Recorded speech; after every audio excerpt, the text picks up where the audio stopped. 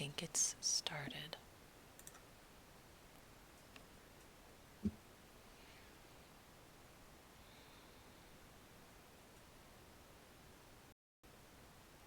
A new.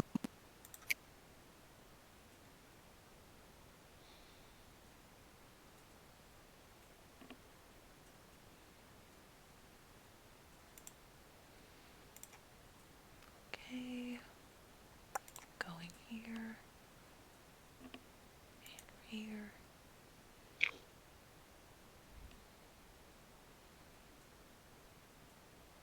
There it goes. Alright. I'm gonna mute myself for a second. And I'm gonna see if I can hear everybody else. Okay. If I can find myself. Oh god. Or I can make a horrible background noise of myself. Alright.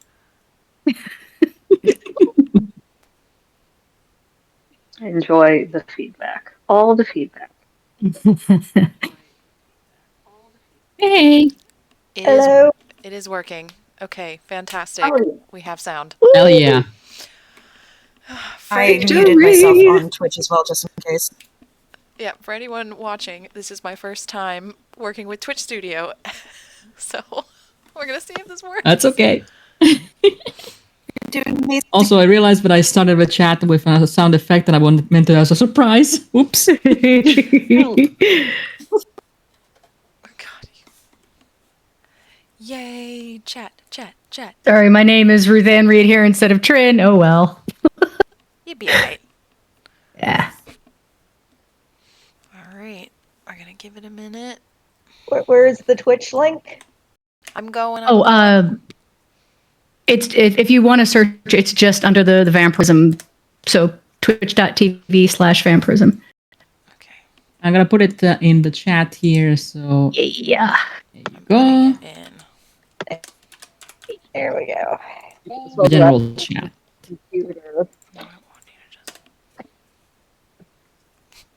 All of the fumbling around for the first one. Get it. It's fine. Yeah. It's for fun anyway, right? It really is. All of a sudden, my headphones decided to start working, and I thought I lost all the sound. I think you got it. We're just gonna have to be careful we're not stepping on each other today. That's okay. Yeah, the chaos sounds. But it's chill. All right. We have 7 people on here. I think some of them are us. Hello. Yeah, I'm definitely one of them. I'm working on getting there. Yeah, one of them's me at least. We're watching ourselves. Woo! God, now you're talking out my computer. I don't remember my account. Why would I know my own account? It just said that I Same. I'm trying to log in, but I can't. I can't even remember my username. Goddamn. I don't know my Twitch. Well, that's all right. All right, we're giving it another minute to get everyone settled in. Okay. I don't remember my Twitch. People are coming in. How would I know that? Wonderful.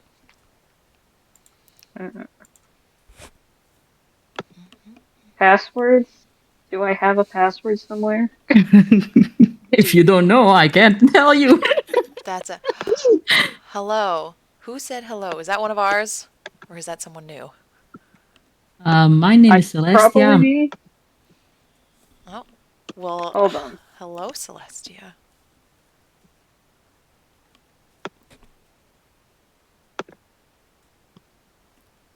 Oh. We've been given a link. What the hell? For Bart and Lisa Simpson. I think there might be some confusion here. Oh, wow, that's fun. Yeah. That's fun. Well, we're doing Malevolent today, but you're welcome to join us.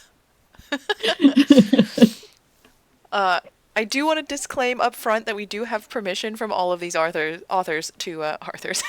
All the That's good. All the authors. As for resident Arthur, I give my permission for Arthuring. We have Arthurian permission. Anyway, all of the Yeah. authors and the artists have said that we can read these, and hopefully some of them will come hang out with us. And there's Jasper in the chat. Woo! Jasper in the chat. I made it. I found my twist. Whenever they show up, it's a little bit like a cryptid sighting. It's true. I haven't left my apartment since Friday. Oh my gosh. Oh, I had a list somewhere. Where's my list? You're not allowed to actually turn into Bruno. I mean, if We don't I didn't talk have about to leave my apartment, Bruno. I wouldn't. You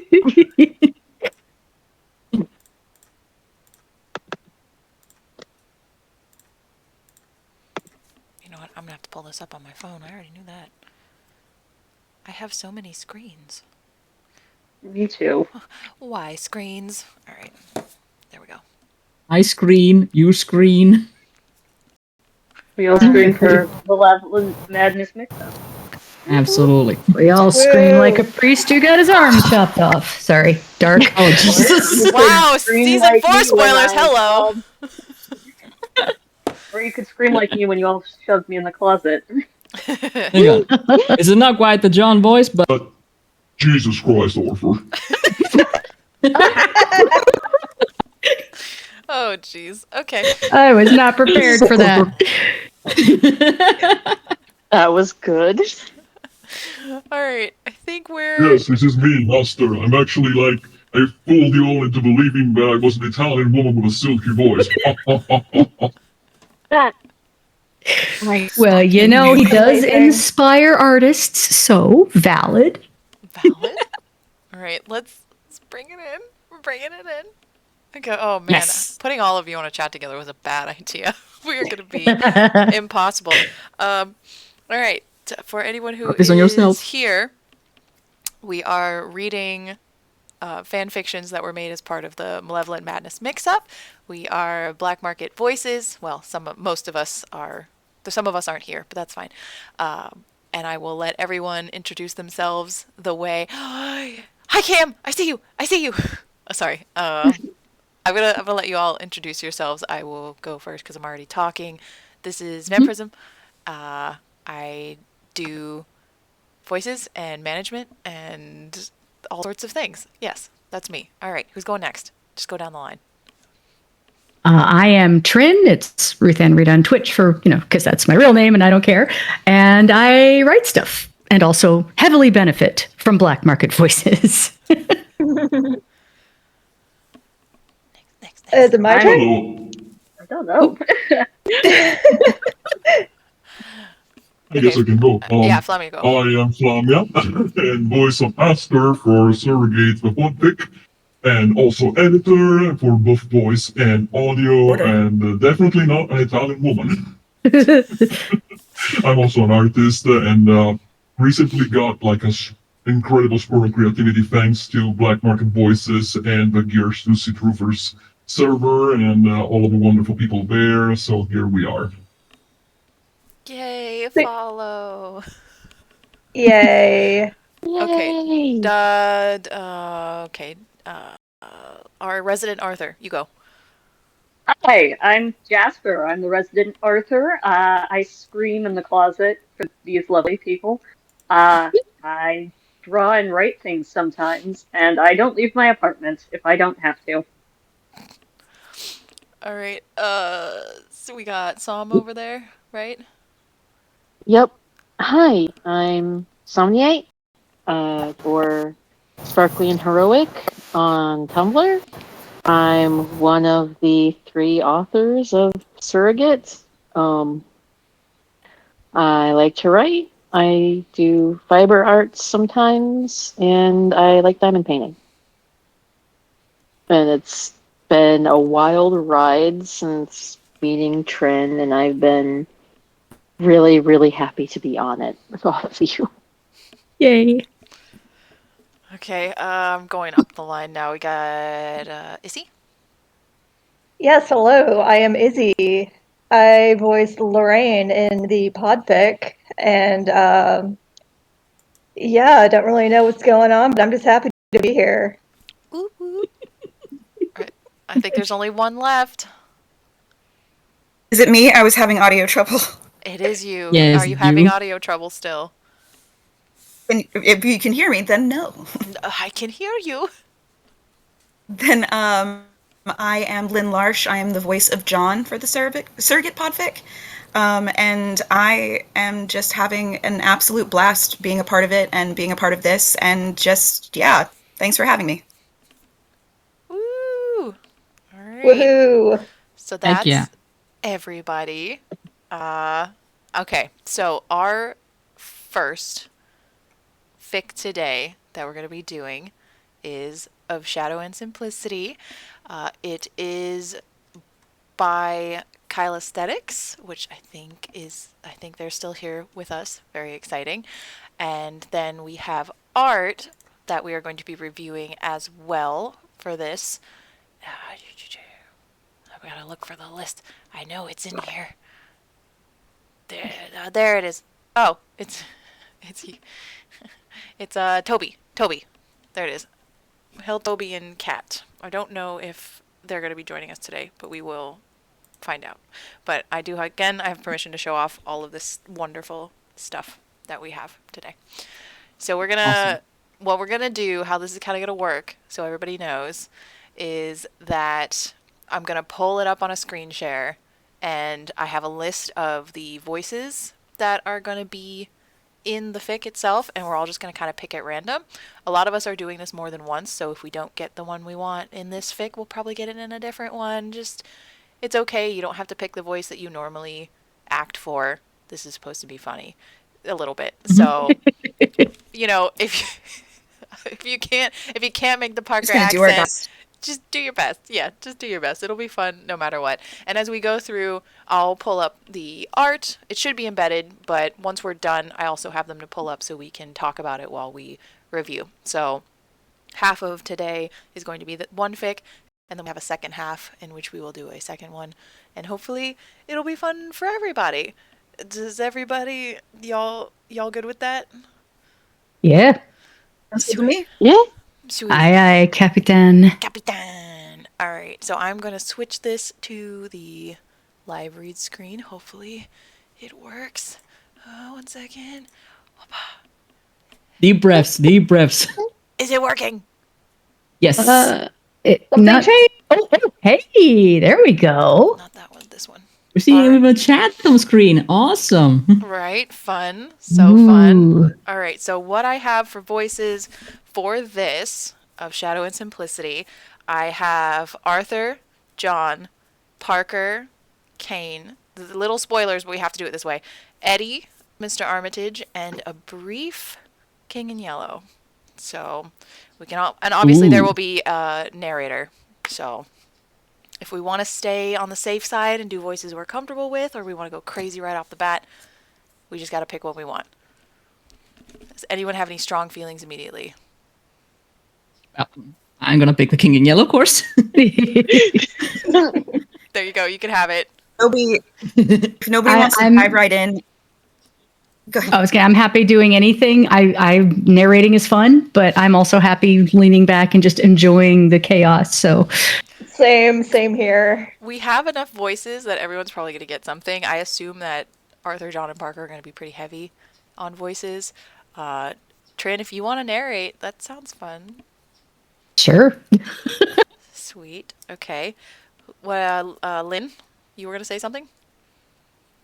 I was going to say, if nobody feels comfortable jumping right in as John, I don't mind doing that. But I also have a soft spot for Parker. So if nobody feels comfortable doing or attempting a Boston accent, I can do my best there too. I'm chill with whatever. I could do Arthur or Parker, someone else if someone else wants me to. I will be whoever, and I will try very hard. You're going to be great. You're going to be great. There probably won't be a ton of Kane. I'm trying not to stress my voice because I am still a little sick. So Yeah. I will snag the nasty bastard man. Awesome. Nice. If our resident Arthur and John just want to stick with their characters for this first one, and we'll let it roll, and then we'll switch around for the next one. That might be the easiest way to do it. Cool. Sure. Perfect. Alright. Oh, okay. Well, that's fine. I'm fine. I can still do it. Shh, it's fine. Everything's fine. And then for Eddie and Mr. Armitage, do Izzy or Sam want to pick those up just to ease in? Sure, I could do Mr. Armitage or something. Okay. Guess that makes me Eddie. Yeah. I don't remember what his voice sounded like, the but that's true star okay. of the Yeah. of the benevolent Christmas special. Finally. Fantastic. All right. So we're So, just gonna get into it. Would we assign a Parker? Did we assign a Parker? Oh shoot. We need We didn't need a beans. I podcast. can do Parker. Okay. All right. Easy peasy. Before we start, I think that we're already famous enough to have a spammer in the chat. We do, and I'm just gonna ignore it. There's really Yeah, nothing to be done okay. there. We're just gonna ignore it. I just thought it was a fun little thing to see. That is, you know what? The price of fame. It really is. Yep. 9 Yeah. whole viewers, and we already got one. All right. Are we ready to start? Yeah. Yeah. Perfect. We're doing the summary or just jump right in? Well, let's see. It jumps right in. So if you just want to start with the title, and then I'll scroll down, and there we are. We're going. Okay, Of Shadow and Simplicity by Kyle Aesthetics. All right. We have a beautiful picture, and then off we go. Guessing that's me. All right. I think the bold's probably you. Wake up! Bleary-eyed and disoriented, Parker blinked, squinting to try and make out where he was. A small stream of light revealed him not to be blind, thankfully. He winced, muscles sore as he tried pushing against the wall in an attempt to get a feel for where he was. He sucked in a breath and weakly asked. Hello? Only silence and his heavy breathing answered him. It was hardly a whisper, so he cleared his throat and tried again. Is Arthur? Arthur? His head was foggy, carnival cloud of hazy thoughts, colors, emotions. But he remembered Arthur. He and Arthur, there was someone at the door, a package, a book. He was in the closet? The light he saw was coming from the gap in the door. His arm was pinned beneath him, tingly with lack of circulation. He wiggled it out from behind him, his other pinned against the wall opposite the door, and promised to be no help. Something moved past the light of the door, and without input from his brain, his body froze. Was whoever put him in here out there? Where was Arthur? He held his breath without quite meaning to. The way it moved. The thing blocking the light wasn't outside the closet. It was in the darkened space with him. Claustrophobia gripped his lungs and squeezed his throat. A trickle of panicked sweat rolled down his hairline and into his eyes. He began to thrash, scraping his trapped arm on the wall of the tight utility closet. Ew. Relax. Relax. A voice, thick with annoyance, rang out. Clear, but something about it was off. The dark shape moved itself past the light again, and Parker swallowed loudly. What? Off. The voice snapped. I'm thinking. Parker's head was fuzzy with panic, unable to orient where the voice was coming from. He took in a shaky breath, trying to calm himself a bit more. Parker closed his eyes and breathed deeply. Parker Fuck. So here's the What's fun up? thing about blind reading. Yeah, it was like totally blind reading. I was very good, so I have no idea where this is going. We just keep going. Parker- We're there. We get it. Oh, bold is Kane? Oh, shit. Yeah, locked in a closet with Kane. That's It's how okay. you want to do it. Yeah. We'll switch voices. Damn. Parker your turn. exhaled. Parker exhaled. The air, crisp with a scent like citrus, cut through with a heavy ozone. The sharp stink of static in the air, something seemingly carried by the wind that ruffled through his hair. Not a storm, though. Almost a rhythmic humming he'd felt deep in his bones long before he'd heard it. Parker looked down the steps, stretched for miles and miles below them, despite walking for barely half an hour. His nostrils flared as he pulled in a deep, steadying breath. Okay, I'm taking over, right? Yep. Go for Yeah, it. no, that it's been you this whole time, I think. That's so Also, hi, Charlie. Hi, Yeah, Charlie. I was having some Hi. technical issues. Which fic are we on? Of Shadow and Simplicity. Okay, great, awesome, thank you. Yes. Okay. Now I You feel put on want the spot. Parker? You want Parker? Oh shit, I can be Parker. You got a good Parker. Thanks. Give me a second here. All right, we're pausing for a second as we get it open. Thank you. I apologize, guys. That's so funny. No, That's Now, if anybody wants to jump in and do narrator too, it's fine. I don't mind doing it, but I also don't want to hog it. So There will be don't worry so about it. many days of doing this. You're fine. okay. For this one. I was having fighting with Discord because it was not recognizing my microphone. So, Ooh. all right, okay, great. We just started. Fantastic. Thanks. Yes, you only missed like a little opening. Hello. There. See, perfect. Parker. All right. All right. Are we Am I ready to coming in continue? clear, by the way, for Yep. everyone? Just want to make sure. Yeah. I think you're a little quiet. I think if you can raise yourself a little bit, but otherwise you're. How's that? Yeah. Better? Okay. Yeah, that's good. All right. I was screwing around with the gain earlier, so I needed to make That's sure all it was accurate. It wasn't hearing me at all before, so I was like, I paid too much money for this microphone to not work. Oh, seriously.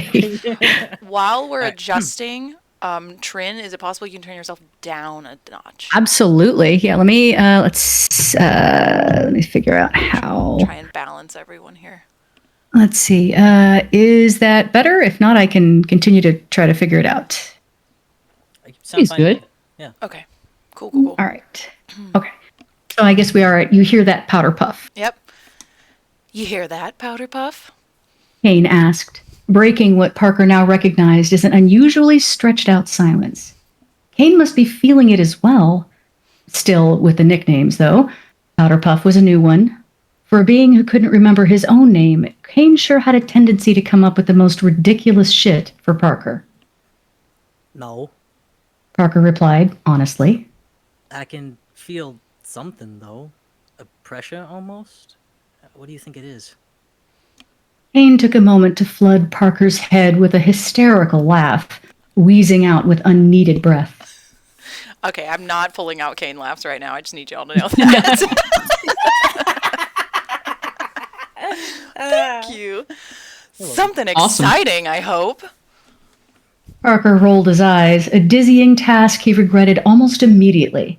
Something about the perceived height playing with his balance. Static prickled across his skin again, raising the hair on his arms. He said, deadpan. I hope not. A headache laugh filled his mind. Parker wondered why he couldn't pinpoint when it had become a comfort. A final note. Ooh, go ahead. Sorry. No. A final note hung heavy in the cool night air, followed by a cloying stillness. Arthur, John said. I think someone's coming. His voice echoed darkly in Arthur's mind. Arthur hummed. Yes, I think you're right. Adjusting minutely on their bench, he and John stretched their fingers and began to play. From their instrument came a reverberation of each chord as if through a vast cavern. Notes rang out, as dark and as inevitable as the stars which spun above. Darkly lit by an unusually gloomy Carcosan sunset, Arthur and John played for corpses who had long since ceased dancing. Oh, I love that line. Sorry, I love that line. Okay, sorry. That's okay. We're allowed to break in and laugh and say stuff. Oh my Okay, gosh, it's like, that's a yes. good line. Okay. Nom. Yeah, eating that. Yeah. The amphitheater and the stars above thrummed in anticipation. Anticipation for whom it would be that came to greet them. Page break. Uh-huh. Yeah. Sorry. Turn the page. Every time I record, I always have to say page break, so it's just automatic for me. Well, you know, this. Some of us are old enough that like this is the end of cassette 1. You know? Yes. Oh, Exactly God. what I was thinking. Oh God, you have Throwback. been back to Please flip the childhood. tape over. Yes. God, at the same time, it makes me think of that. What's the name of that video game? Tattletale, in which the big Oh, mama character is like, Tattletale. turn the page. Turn Oh, the gosh. page. Tattletale. Yep. Here comes Mama. Oh my goodness. That game was decent. God. It was. Anyway. All right, come on. A huff from deep in his mind as his shadow gestured for him to keep going. One moment. Parker said. I'm trying to remember. Parker hadn't been able to remember much. None too surprising, really. Neither had Kane. Kane's Oh, of course, Your Highness. My apologies. was wisely ignored. It had come back to him slowly, no thanks to Kane. Impatient little shit. What a way to start his day. An unknown entity frantically yelling at him to wake up, then snap at him for talking. He'd breathed out slowly, a count of 5 between shaky exhales. He'd needed to compartmentalize and focus. Panicking in a fucking closet hadn't been helping anyone. He'd opened his eyes, focusing in the dim closet, attempting to hear anything he could. The shadow moved over the light again, almost pacing. Parker, focusing on the wrong things, asked. What are you? The pacing stopped. Parker could almost make out the shape of a human. No, he could absolutely make out the shape of a human. Whoever was in here with him, whatever it was tilting its head at him. What am I? A laugh rang out. Sorry, A continue. laugh rang out like a gunshot in Parker's head. Pretty rude, aren't you? You first. What are you? Squint of his eyes in the direction of the shadow went unanswered. Well, pal, to me, you look like you're missing a body. So I apologize for not jumping to who first. Silence answered him, so he continued placatingly. Either way, sorry for being rude.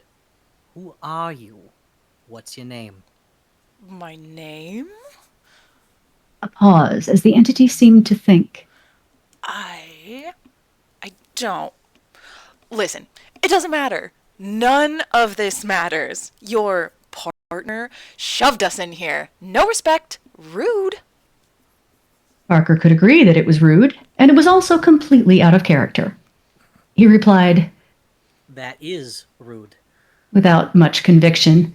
He was thinking, wished he could be pacing, something that seemed to irritate Arthur but always helped him think. As his eyes adjusted to the minimal lighting peeking through the slats in the closet, he was better able to orient himself.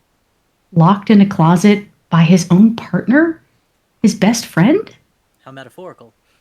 So we're all just like say. giving knowing looks. You know? You don't have to say it out loud. Not in 1934. Oh, no. With a clueless asexual. No way to deny it, but Parker also wasn't one to trust random shadows. Despite it all, the longer he spent thinking things over, the slower his heart pounded. Soon enough, it was no longer the loudest thing in his ears, and he was better able to tell that no one else was in the office. He used his free arm to start tugging at his coat sleeve, eventually sliding it free from his shoulders and giving his pinned arm the extra space needed to slip out from under him. Chuckling in relief at having both his hands free, he spent a moment to relax. He saw the movement of the shadow again, the entity in the closet with him. Parker stared in disbelief as the shadow started to exaggeratedly slow clap at him, sharp claps in his ears. The shadow said, As fascinating as this display of humanity is, will you open the door already? Parker sighed, good mood pulled back to the issue at hand, with a half-mumbled, Yeah. instead of the frustrated, Open it yourself. he'd wanted to snap out. Parker used his now free arm to reach the handle and turn the knob, allowing him to push the door open. Light spilled in, dim sunlight of a rainy afternoon filtering through the windows of the office. Please turn over the cassette. I was restraining myself. I was doing so well. This isn't a place for restraint. What are you doing? Valid. Yeah. Arthur was at the piano. Such a silly thing to focus on at that moment, but he couldn't help it. Arthur was at the piano. Arthur was playing piano. His mind skipped over the bodies, the blood, the gore, the stench of death permeating the air around them. None of that mattered. Arthur was at the piano. Back when Parker had finally convinced Arthur to join him, helped dig him out of his self-imposed bedrock, ooh, nice reference, and do something he had talent for, something that he could focus on instead of his mysterious past. Back then, Parker had convinced Arthur to get a piano, something Arthur had had experience with, the reason Parker had been able to nag him for help in the first place. Arthur wouldn't go near the damn thing. Kept it tuned, kept it dusted, kept it like an oath. Ooh, that gave me shivers. But never as something to play. Okay, I'm Can we take a moment scrolling to just for love art. this I'm scrolling piece for of art. It's so Turn the good. page. Ooh. Perfect. We will be able to scrutinize art as well when we're done because I'm going to pull up every piece while we're talking about it. Nice. Yeah. Yeah. So good. Because I got to Hell say, yeah. that pinky Oh, finger yeah. on that, oh That's gosh. good. Okay, yeah. My God, I love a hand. All right, we're scrolling. So good. So good. Who's playing the music? Oh my god. It's Jasper. I knew it. Oh my god. Wait, who is? Jasper. Jasper. Yay! Hell Yeah, we have musical accompaniment. Now we're That's fucking Arthur. professionals. Don't expect Oh, yeah. too much. All right. I don't expect too much. So rude. So about your rude partner. You keep saying my partner. Parker replied. How do you know it was my partner? The shadow made a non-committal noise. Well, the door has 2 names on it. And unless you decided it would be hilarious to call out your own name as you were murdered, which, don't get me wrong, would be hilarious, that makes you Peter and him Arthur. Parker. Parker replied without a beat. Parker, whatever. Parker looked at the closet, squinting against the bright light of the lit office. A storm was beating against the window, and Parker guessed it couldn't have been that much later, but he couldn't be positive.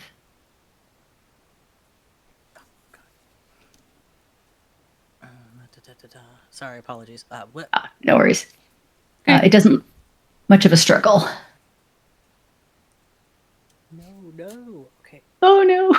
My cat just stepped on the keyboard and it moved the whole screen down. So Hey, mine almost just did that, like literally 2 seconds ago. So. get it. Okay. Mine is out of a house for this exact reason. It's because I had a My snack and cat- he snuck in and I You're didn't welcome. see him and suddenly he just went and tried to get my snack and he hit the space bar instead. I don't know if you guys noticed.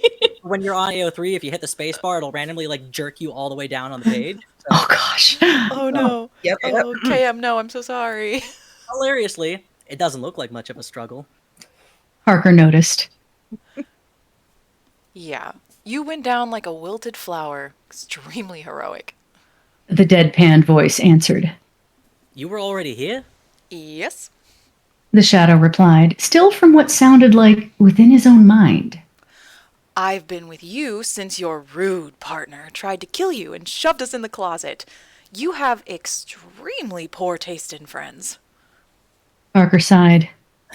Yeah, it's not like him. Trust me on that one. He was staring at the rain hitting against the window of the office.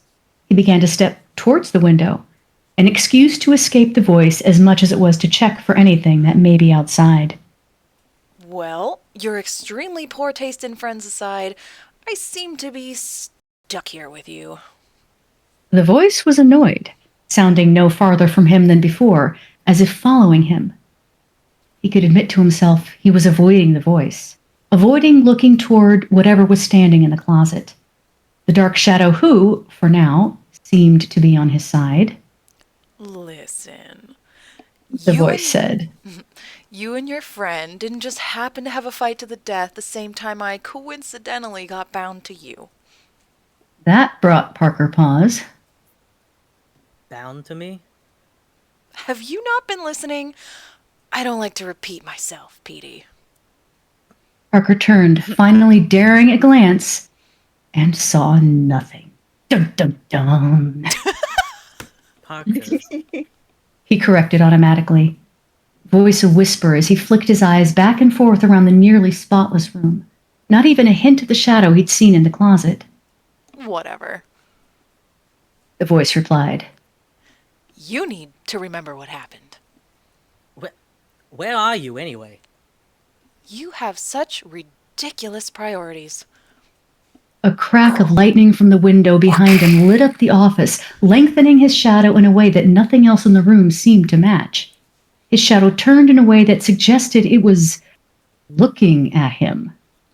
What are you doing? Let's figure this out. Chop chop. Can I just say, that's like terrifyingly creepy.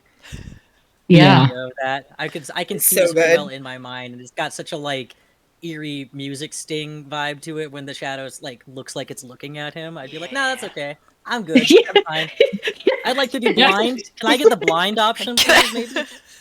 I'm just gonna backflip out of a window. Bye. Bye. Well, nice meeting ya. This was a cool story. Yeah. I'd like not to be a part of it. Oh, Good that's a luck demon. with all that.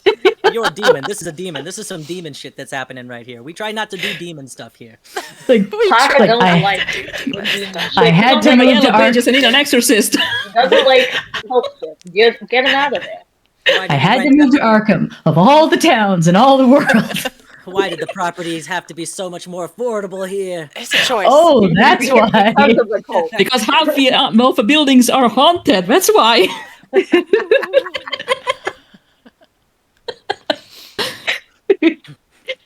Turn the page. Ding. There you go. Parker paced back and forth. His shadow stood stubbornly in contrast. How is this helping? Parker didn't answer. Instead, he continued to wear a hole in the floor of the office. The shadow huffed an exaggerated sigh. I hate this, and I hate you, by the way. Big baby. Yeah. AC, baby.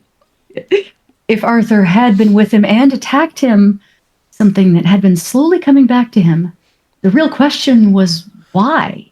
It didn't make any sense.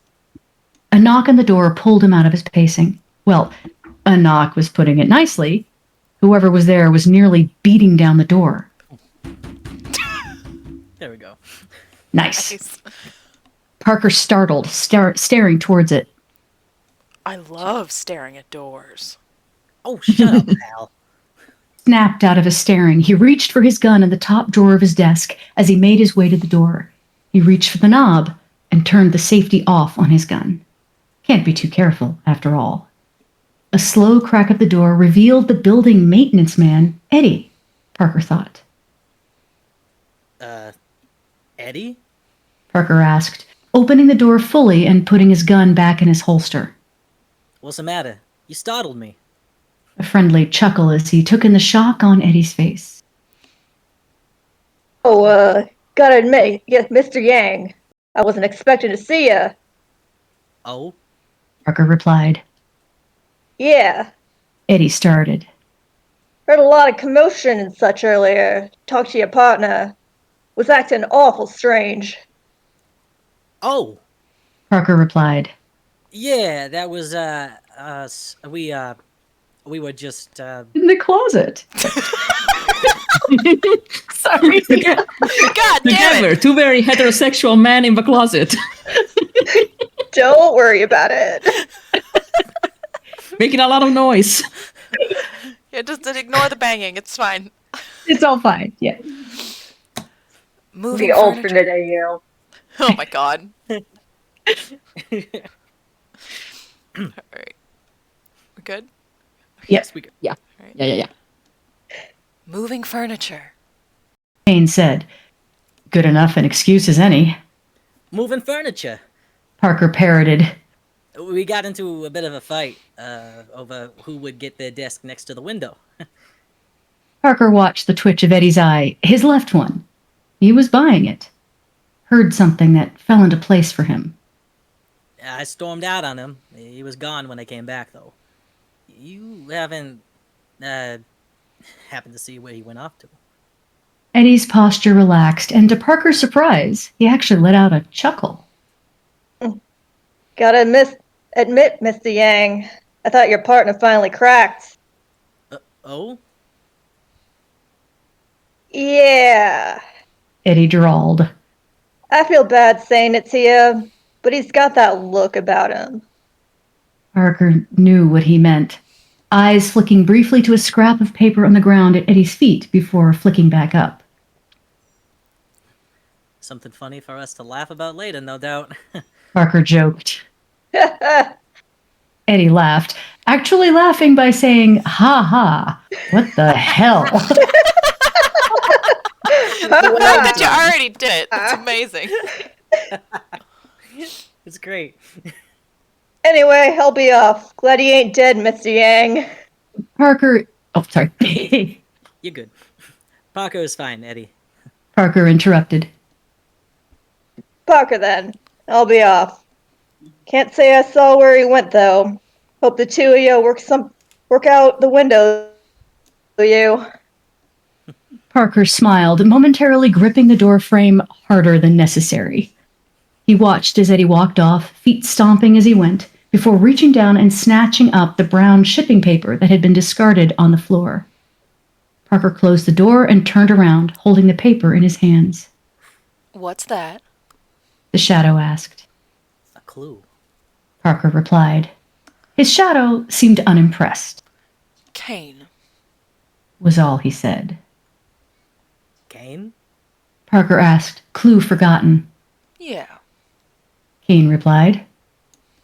Is that... My name. At least, it'll do. Fair enough, Parker thought. But he just nodded. I'm glad your memory is coming back, pal, because I think mine is as well. Oh yeah? That's great.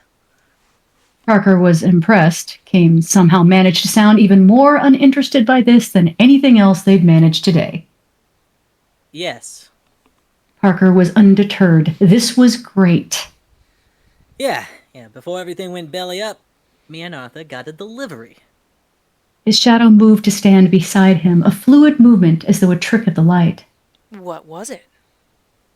A book. A book? The voice asked. What book? The annoyance was still clear in his voice, but with his heart no longer stuck in his throat, Parker was able to think a little more clearly. Yeah, that's right. Someone came to the door and knocked. Arthur's the one who answered it. But it was a book. Boredom laced the voice. Listen, I know this is stressful for you and yada yada whatever, but I don't enjoy being trapped. A dark note laced the words that rang through Parker's head. Well, let's find Arthur then. Parker sighed. He had no fucking idea where to even start. Well... Kane hummed out. I've got a little idea for you. He sounded downright malicious.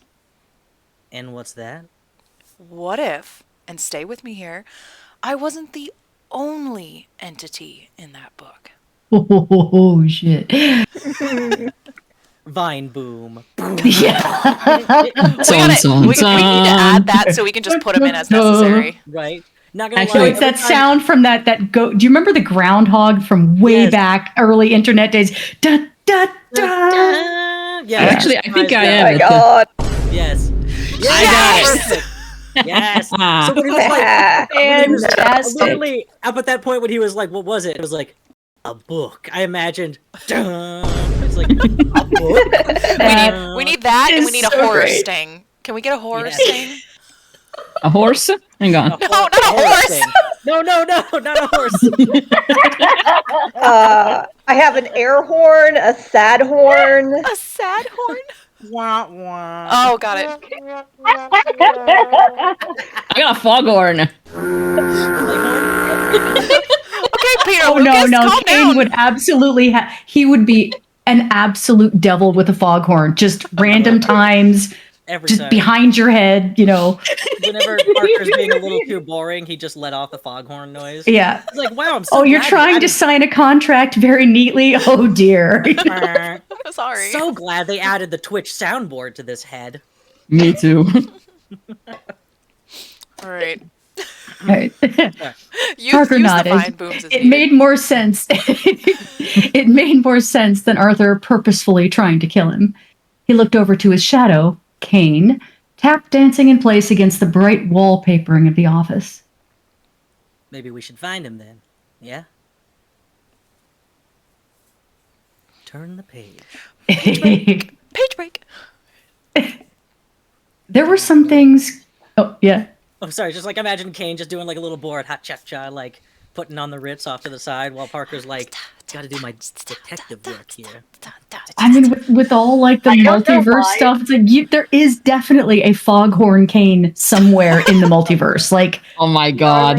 Canon I don't Kane, know like, why, didn't even when have you to were kill him. He saying- just. He's like, I'm just gonna keep you around because you're annoying to the people here. Charlie, I don't know why, but when you said Parker was doing his detective work, I was convinced you were going to say he was doing his taxes, and I don't know why.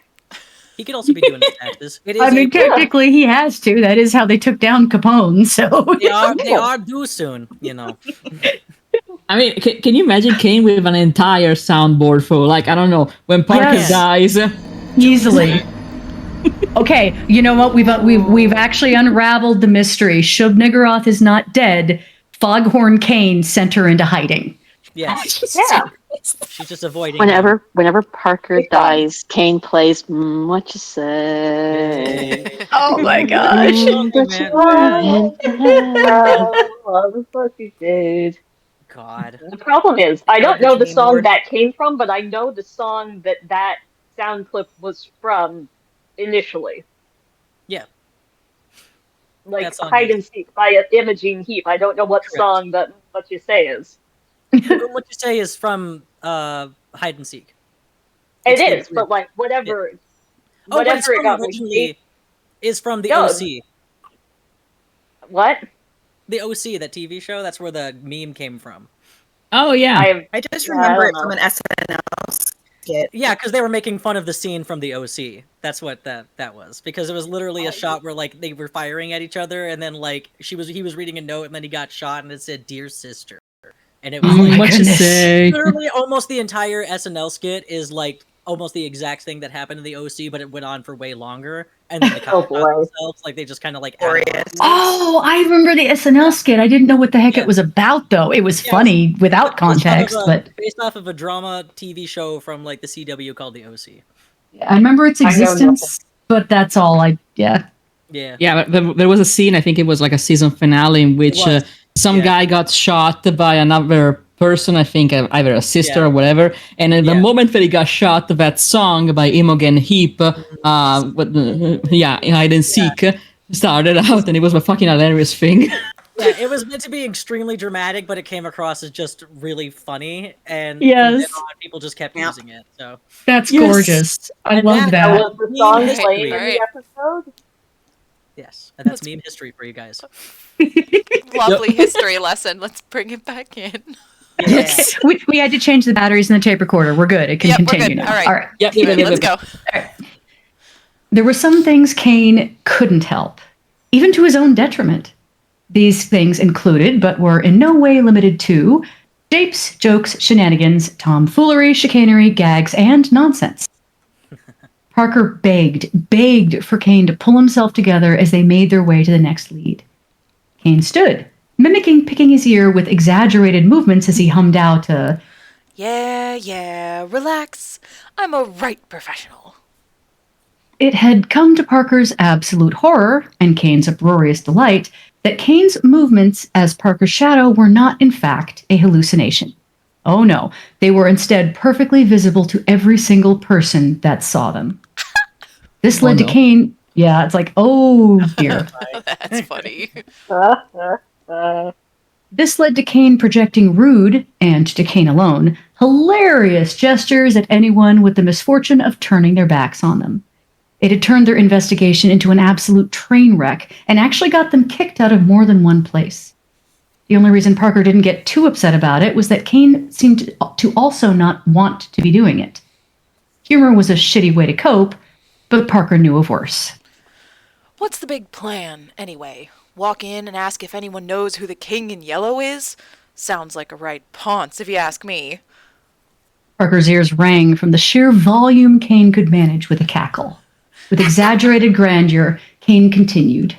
Hark! Comes the Yellow King, regaled in a gown of yellow. He stands twice as tall as any man. Majestic he glides over the ground to take his throne in lost Carcosa, for he is the king that was and shall be.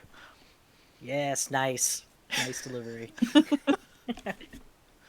Parker stopped in his tracks, hand outstretched to the library door. Carcosa? Kane started. A loud buzzing began to fill Parker's ears. I don't know. I don't remember.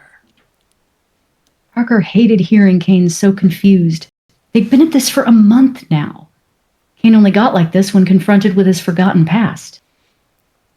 All good, pal. Maybe they got a book on shadow memories in there, too. Maybe they've got a book on how to shut up. Parker laughed, good humor breaking him out of the haze Kane's static always left him in. The door opened easily, revealing the large building in full. Kane let out a low whistle and heard only by Parker. The librarian they met at the front desk had a kindly, weathered face. He was someone Arthur normally talked to, but the old man recognized Parker nonetheless. Who wants to be the librarian? Oh, yeah. I can be it. Oh, wait, this is Yes. Mr. Armitage. Who's taking Armitage? I think that was me. Yeah. Oh, hello there. Mr. Yang, was it? Why is he whispering? Hello, Miss Armitage. How's the day? Oh, I see. We just all whisper. It's the Whisper Building? That makes sense. Kane, Man, you nailed Kane, man. Like, Yeah. he's so good in this. Huh? Sorry, Kane it's just my sound- normal shitty personality. Oh no. Kane sounded like he did not think it made sense even a little bit. Fine. Just fine. Got a bit of a question for you, sir. Armitage nodded and replied, I'll help the best I can, of course. Parker nodded. I'm wondering a bit about a weird one. Wondering about a bit of a weird one. There we go. I can read.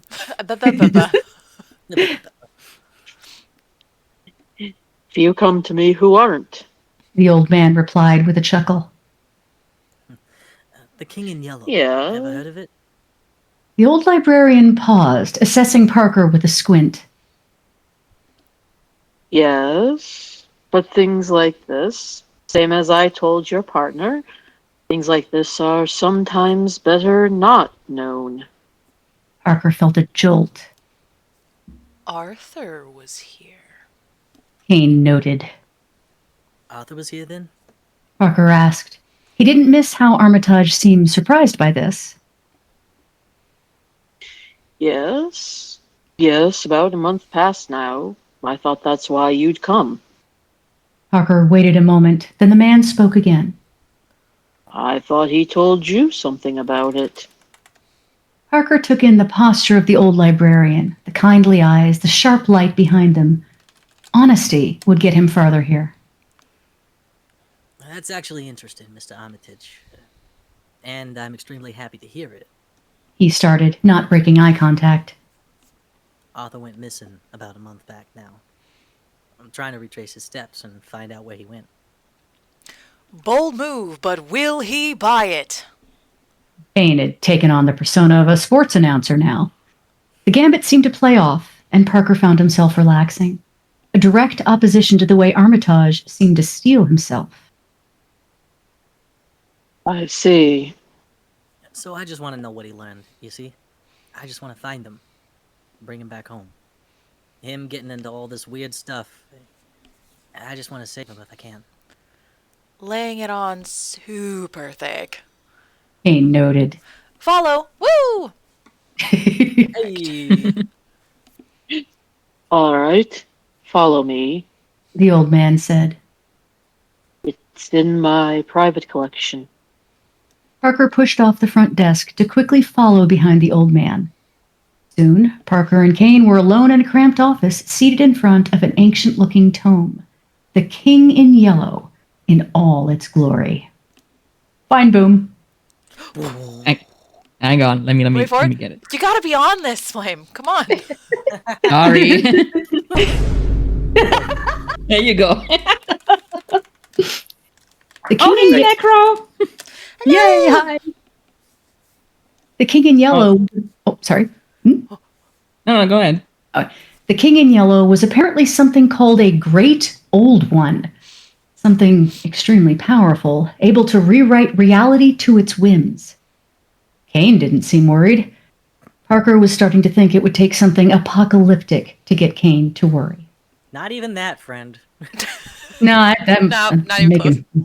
I'd make him happy. Sometimes foreshadowing is fairly obvious. Turn the page. Foreshadowing is a literary device. Sorry. Parker heard music everywhere they went for the next 3 days.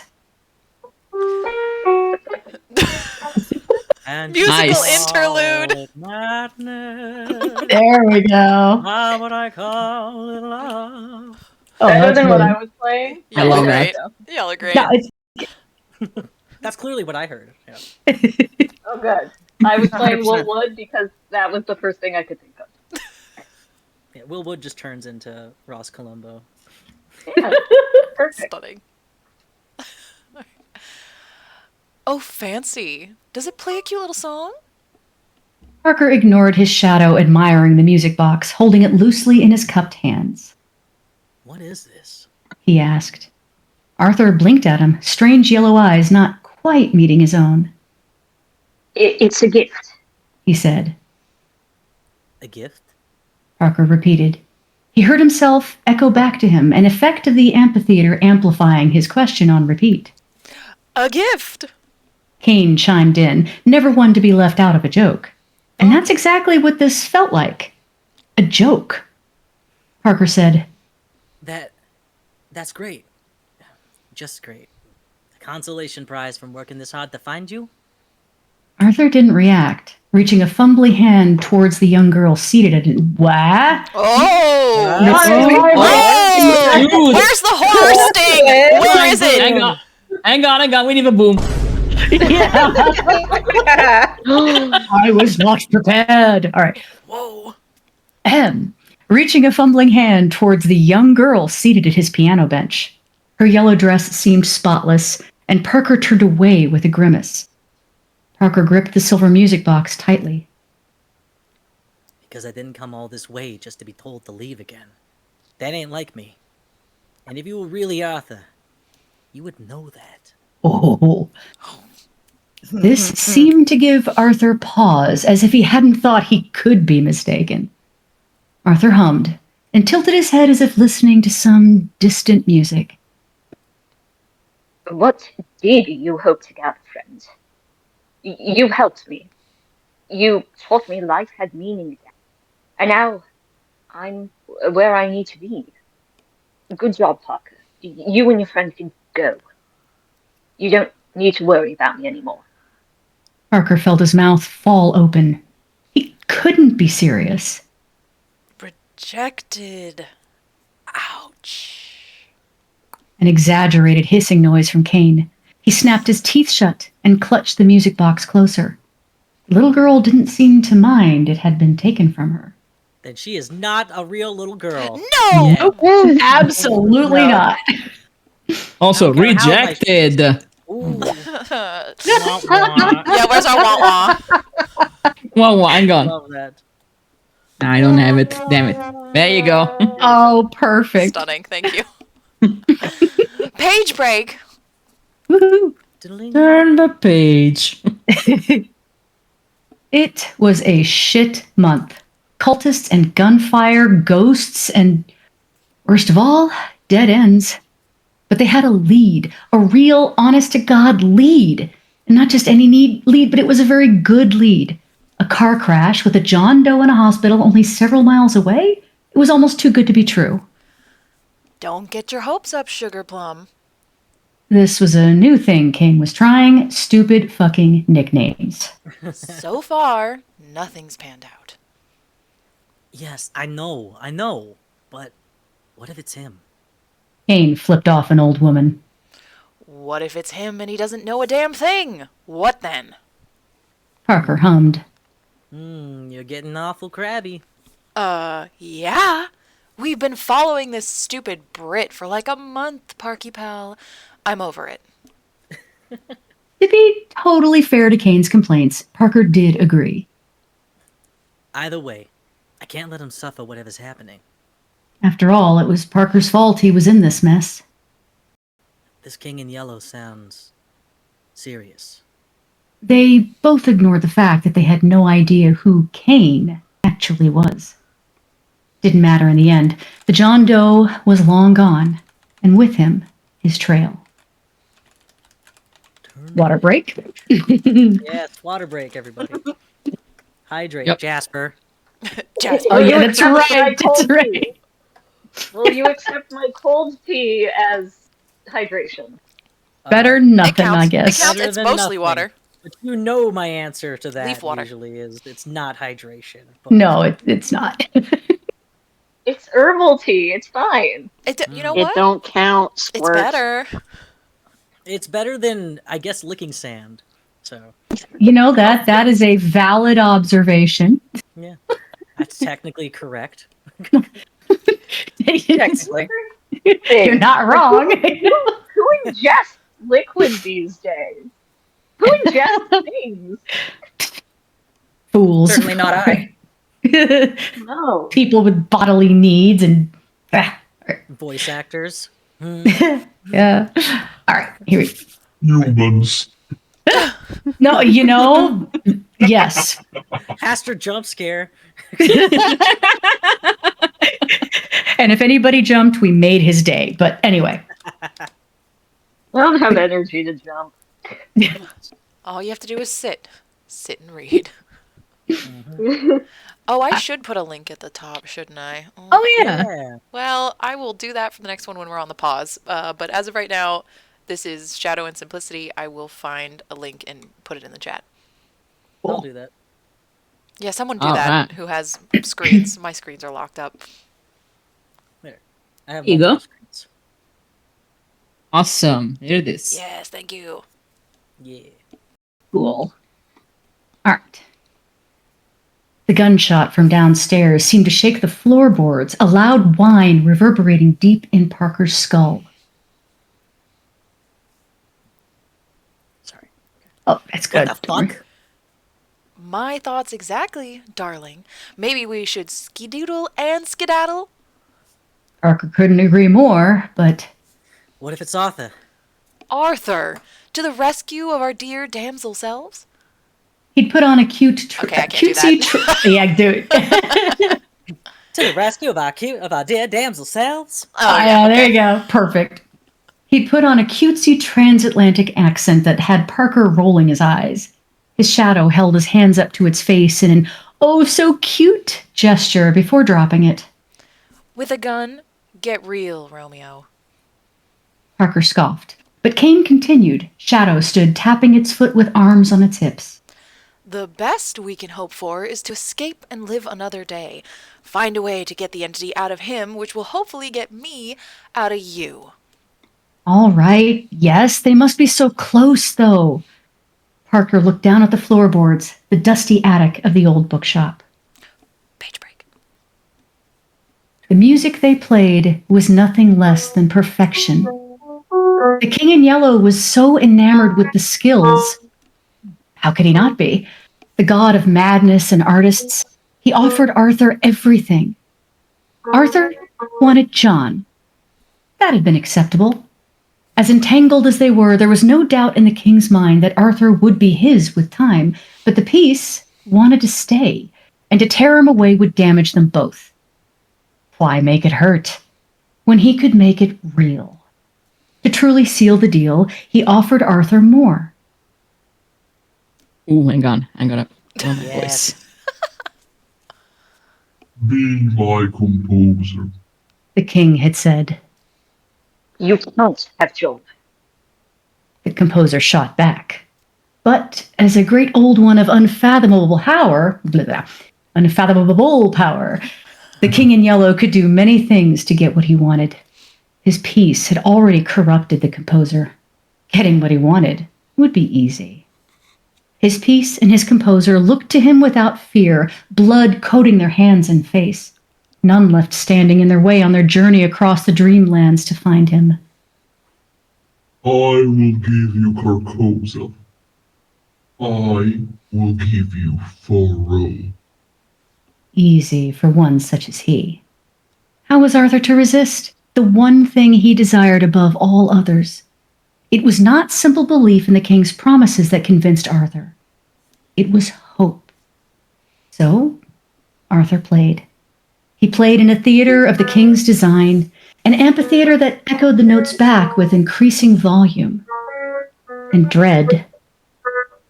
It was with dread that Carcosa was filled with music once again. The dancers danced, spinning circles of soft yellow gauze and silk around the bright piano. Faro sat beside him, holding a sparkling silver music box in her lap. She sat with him, swaying to the song and plucking notes that only added to the wondrous, maddening music. With every note, Arthur broke further. Coaxed on by the honeyed words of the king's peace in his ears, so entangled they were by the other. People danced. They followed the dancers, spinning and swaying and moving. They danced to the beat of blood. They danced to the blood Arthur left on the keys. They danced until their shoes wore down to skin, then to muscle, then to bone. They danced and they cried, maddened, exalted tears until they had no more tears left to cry, until flesh split and bones ground themselves to nothing but pulpy meat and bloodstains on the ground. The dancers of the King in Yellow spun, twirled, and swayed, orbiting the gravity Arthur commanded with his twisting, maddening music. They played through all the sunsets and sunrises the dreamlands deemed worthy. And with Faro by his side, and John in his mind, Arthur would play until even the dreamlands was nothing but ash. Well, that's horrifying. That's and dark. Really, really wasn't. I know, right? Okay. Also, any theories somewhere about in that? another, somewhere in another universe, Haster like sits up on his bed and like, I could have fucking given him Faro. I didn't even think of that. Why didn't I think of that?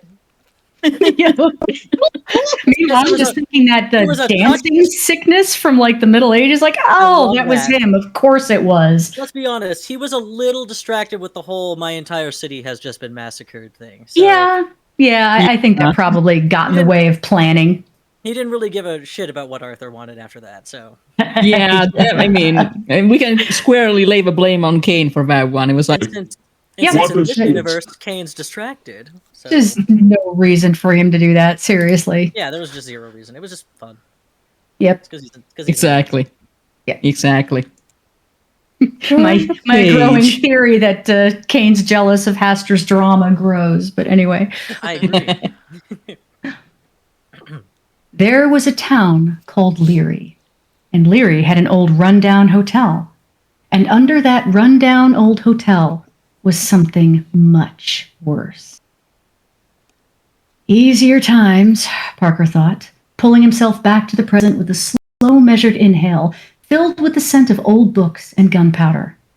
How pathetic was that, reminiscing to hiding out like some kind of rat in an old bookstore. He looked out at the vast staircase laid out behind them, looking forward to take in what remained ahead of them. His shadow dramatically laid on the stairs, panting as if from effort, but truly just for the theatrics. It's odd, isn't it? Parker asked. His shadow froze, Kane looking up at him. What's that?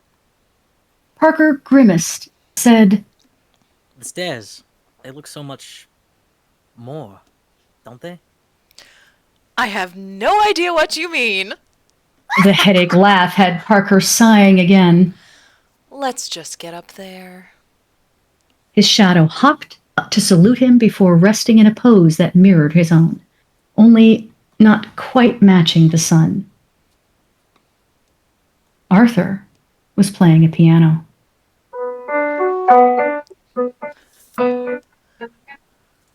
Nice. Lovely. Something wasn't right about the way Arthur looked. And not just that he was at a piano. He was way too relaxed. And what a shame that was. Arthur looking relaxed, being a giveaway that something was wrong. Each note Arthur played on the piano seemed to ring in Parker's head. Even his passenger, Kane, was struck silent. Whatever destruction had gripped the dead city seemed to have been centered here. Piano, a focal point to the carnage, and seemingly untouched. Parker felt as though a spotlight was cast upon the scene. Arthur seemed to glow. He and the little girl seated on the bench beside him, she looked at Parker over her shoulder, and Parker felt his stomach drop. Just as something seemed to be wrong with Arthur, something was also wrong with the little girl. Like it was simply a doll moving on its own. Okay, I hate that. Just straight up. Don't like Wow. it. No, no. Horrifying. It's unnerving. I hate it. I hate it so I much. hate it. I love it, but I hate it. Yeah, it's like, Like, thanks, I hate it. You didn't Hating get the with came back love. wrong trope. What happened here? no, How do you say? I love it. But like, Deliciously twisted. yeah, a bit. Hashtag would just be like, oh, this should be easy. Yeah, it's like, oh, this will be a blast. Does it wrong?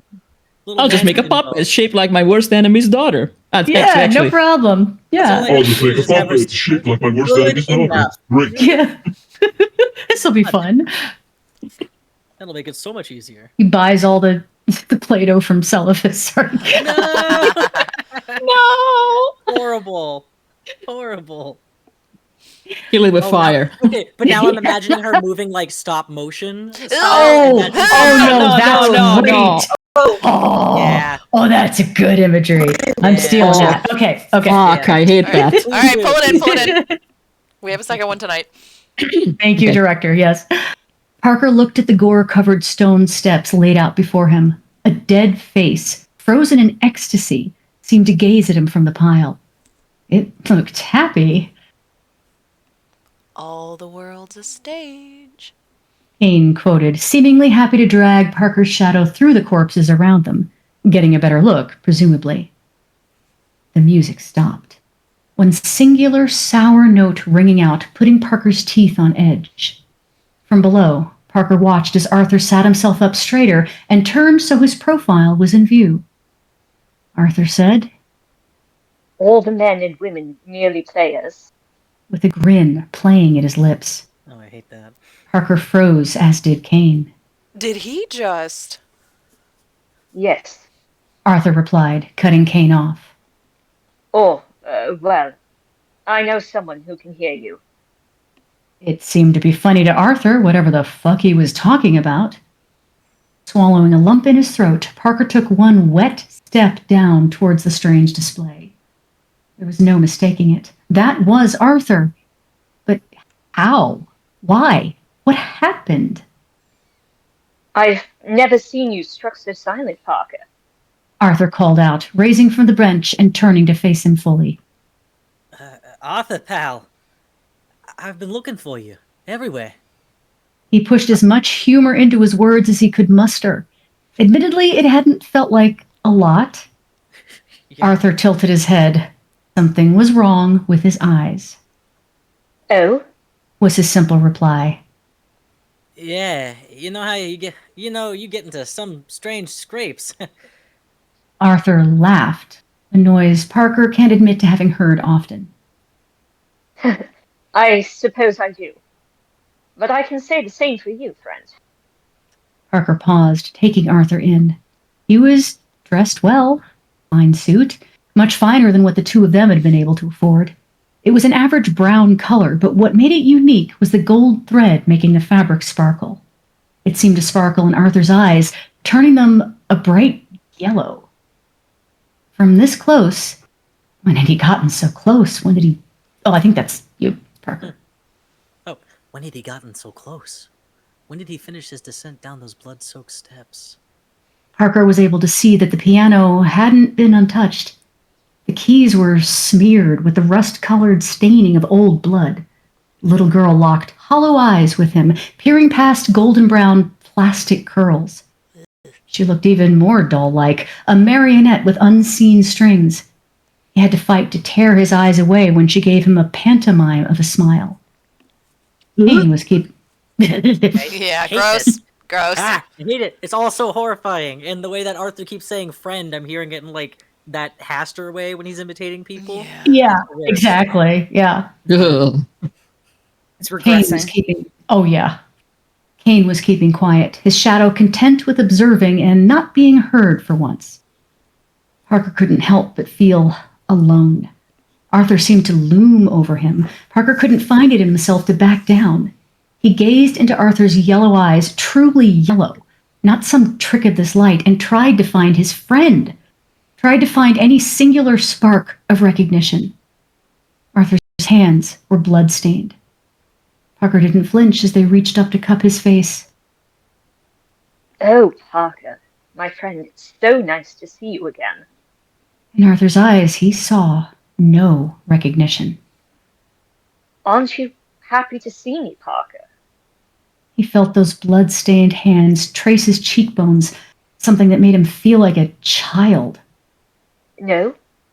Oh well. The worst part was how Parker knew without any doubts that this was Arthur. Kane just laughed. Oh, that art. Insert laughter. Okay, Yeah, I actually need to like untense my body, like I'm like all hunched in the Oh, Fun. Oh, That's God. up.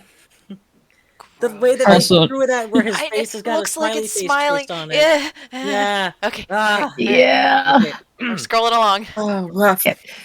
Parker hated being pushed around. John didn't know what it was that hid in Parker's shadow, but he repeated to Arthur everything it said, even if it was mostly nonsense. John theorized something else had been in the book. Arthur wasn't bothered, not much. John had become a great friend to him, and Parker would need a friend with him gone. John didn't even try pushing the issue, not much bothered by the madness that swirled in Arthur's mind. John didn't see a point in telling Arthur how afraid it made him. Aw. John started. I can't let him stay. Honey gold words, hidden meanings. He didn't want whatever followed Parker to interfere with them. Parker, take the music box. John simply watched as an urgency poured into Arthur's voice. My friend, you need to leave. John simply watched as a spark of understanding lit Parker's eyes. John simply watched as Arthur cried into his illusionary daughter's hair, as he cried at learning of his best friend still being alive and having to lose him all over again. Ouch. Dang. The music Jesus. box. Yeah.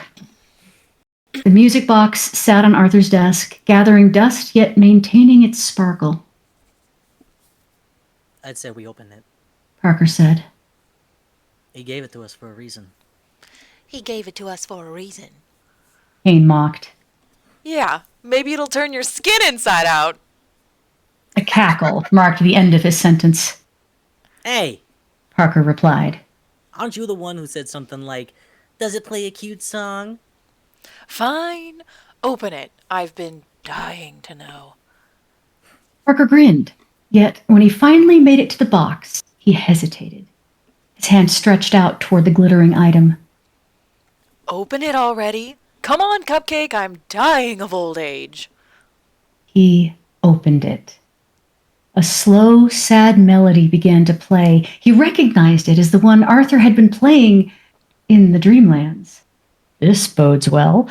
A crackle of electricity, loud and right behind him, caused Parker to whirl in place. He felt the static in his bones, like the air itself was lit from within. The static coalesced, coming together in the form of a man. Black suit, far too fancy for daily wear. He was covered in blood. Sorry, I had to laugh. Okay. Oh no. And well, I was too excited. Wait. Kane said. Risking a glance towards him, Parker saw his shadow standing stock still beside him. Oh no, we're not. Okay. Holy shit, now I gotta pay attention. Now. This is a strange one, isn't it? A headache laugh, too loud and too real to be from Kane. No, this stranger sounded just the same. Fuck, now there's two Kane of was them. silent. The worst. Oh god, no! Yeah, for real. Oh fuck! For so many Backflip out the reasons. window. For so many Hashtag. reasons, this is the worst. I feel like I'm going insane. Where's Wendy Darling to cut your shadow from you when you need Sign it? up for two. Seriously. good God. Kane was silent, and Parker felt his stomach fall to his knees. The stranger grinned at him, all white teeth and crinkled eyes. Things can't always go as expected, though. The stranger threw his hands up in an exaggerated shrug. Wait! Kane sounded desperate. The apocalyptic event Parker had once thought would be needed to cause Kane to panic. Is this it? Uh-oh. Kane? What? Do you recognize this guy? Ignoring Parker, the stranger continued. Oh, come now, Shadow Kane. You like that one? I just came up with it. Don't you know names are important? They mean something. He sounded just like Kane, all smiling and snarking. And you took mine. And threatening. Parker backed up, a small step away from the man who appeared in his office. His empty office, free of an Arthur who refused to return with him. Hey, pal, I don't know who... The man tutted at him, a condescending click of his tongue. Oh, Parker. Don't you know a mistake when you see one? None of this is right. Kane spoke up, and nonsensically he said, Kane. Kane. Kane! Sorry. There's so many of us. I'm a little bit into this, sorry. I Yeah, love this. just continue.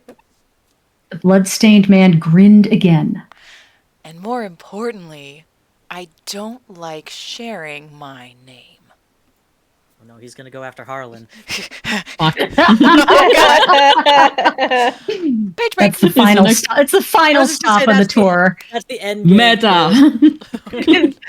I wouldn't take it. I wouldn't put it past him. He'd do it. Kane v. Kane. Yeah. Fight. Turn the page. All right, we're almost there, guys. Parker leaned back against his comfortable chair, a splurge the two of them really couldn't afford. Damn it all if it wasn't nice. He took a sip of his coffee, savoring the warmth if not the flavor. Looking over to Arthur, fussing over some notes he'd taken the night before, Parker said, Relax, English. There's nothing to be stressed over. No day, no client, nothing spooky. Arthur snapped his head up, ears going pink. That's easy for you to say, Parker. You've been doing this for years. And so have you. Just because your name's on the door now doesn't change nothing. He tossed Arthur an easy grin. You're a great detective. Arthur straightened, his usual grumpy demeanor masking his face. I'm a damn good detective, thank you. And his wit cannot be matched. He straightened his sleeves and turned back to his fussing. Parker laughed. This guy. A knock at the door startled them both. Couldn't be their client already. It was far too early. Arthur straightened his tie and walked to the door, a call of, One moment, please. as he went. Parker took another sip of his coffee, sitting up straighter in case it happened to actually be their client. He put his mug down and watched Arthur open the door to no one. No one there? Parker asked. Arthur didn't answer, just bent down to retrieve something from the floor before holding it up to Parker. Sunlight cast a beam across Arthur's eyes, causing him to squint before closing the door and heading to his desk. Just a package. he said. From a bookstore, it seems. It's addressed to the old owner. Parker hummed, lifting himself out of his chair to stand beside Arthur as he opened it. Let's take a look then, shall we? That's absolutely Kane's last line. Okay.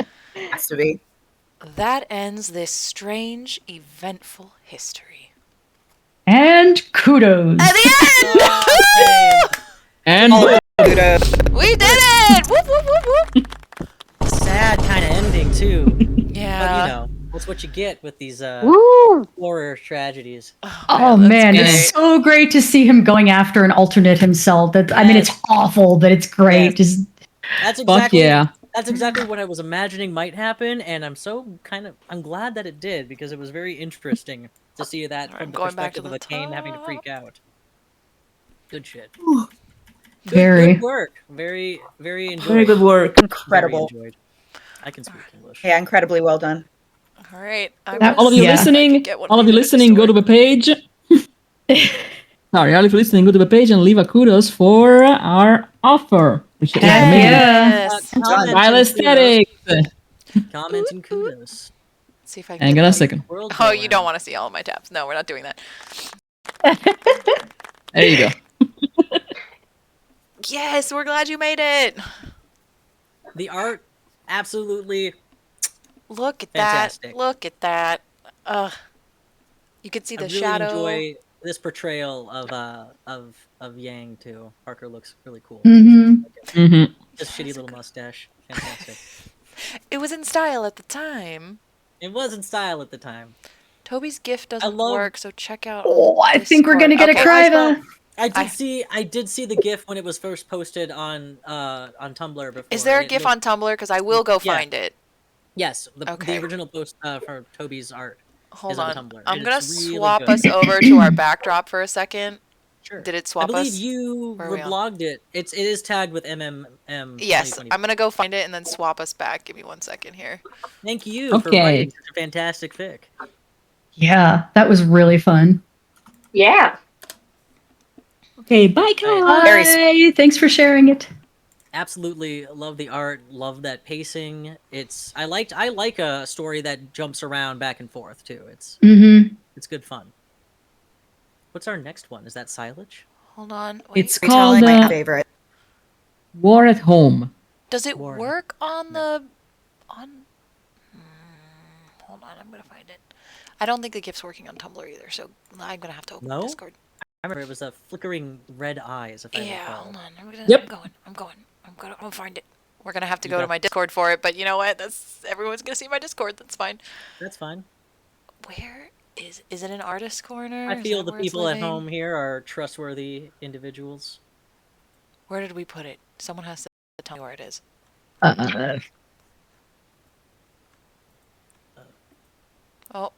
Oh, see, it looks funny on mine.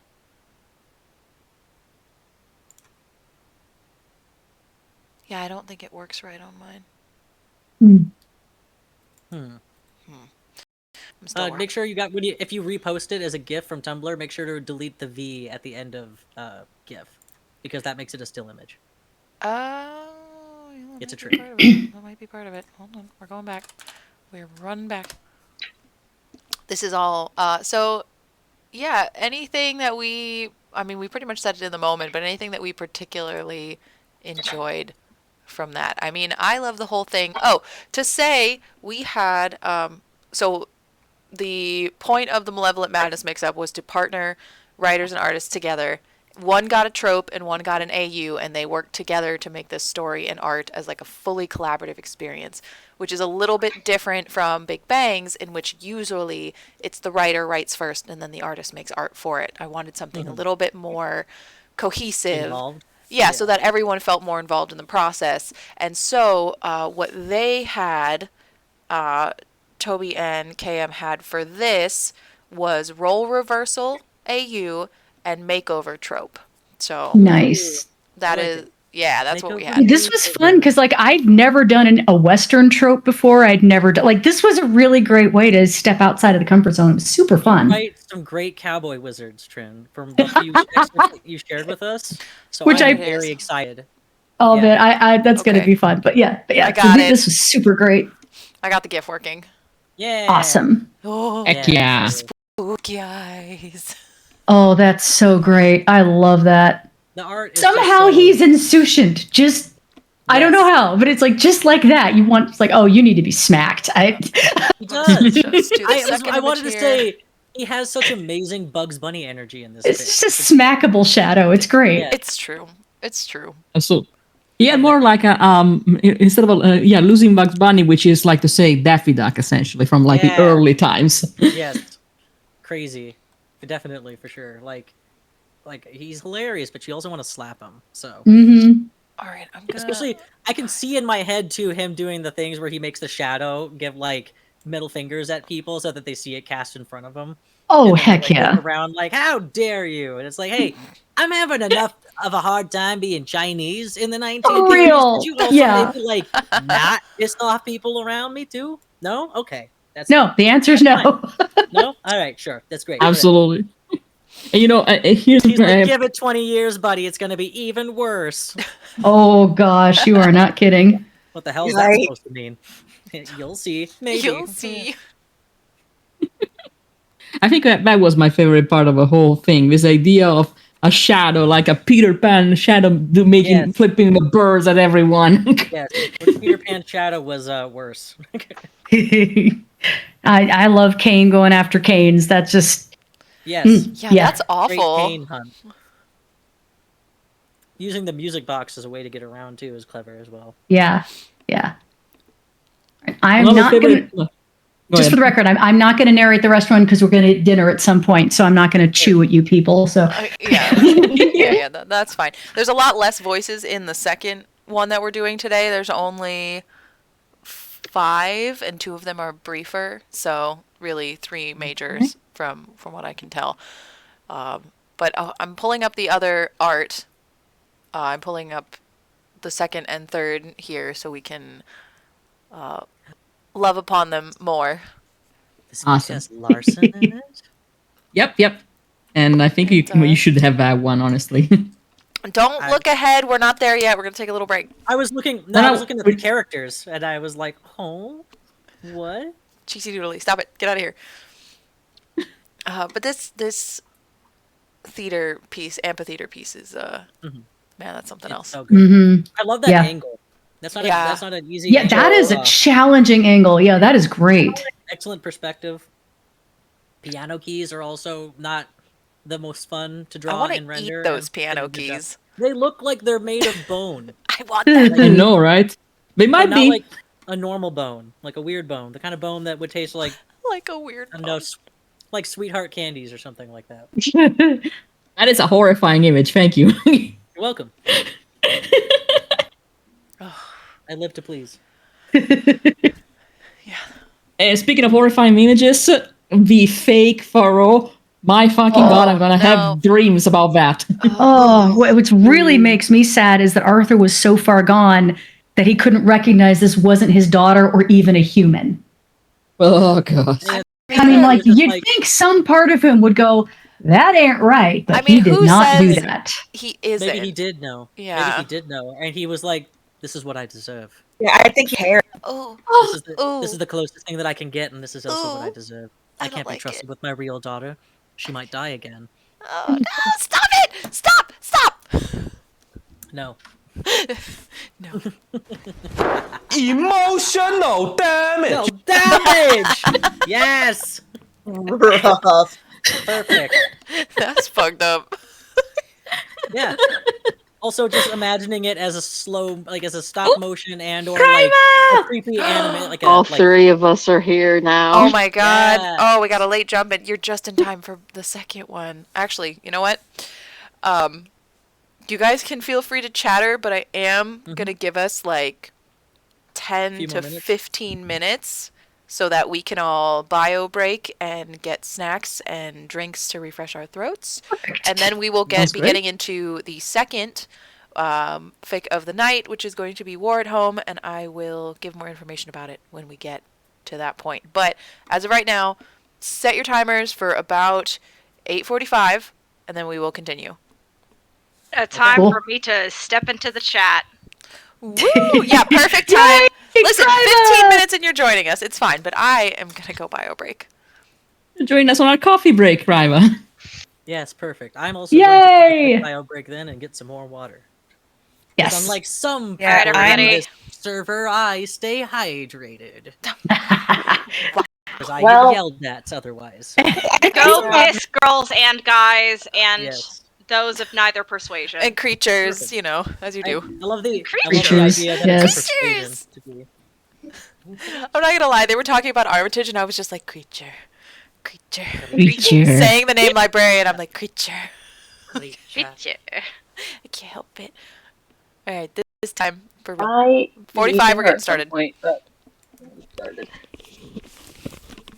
Oh gosh. Matter of fact, actually, I'm gonna get some water too. I'll be right back. I don't know when I'm going to eat dinner. I knew I wouldn't be able to leave if I showed up. Fine. I mean, to be fair, nothing is stopping you from, like, getting something quick to eat now. You've got 15 minutes. I just put it on the stove. It's fine.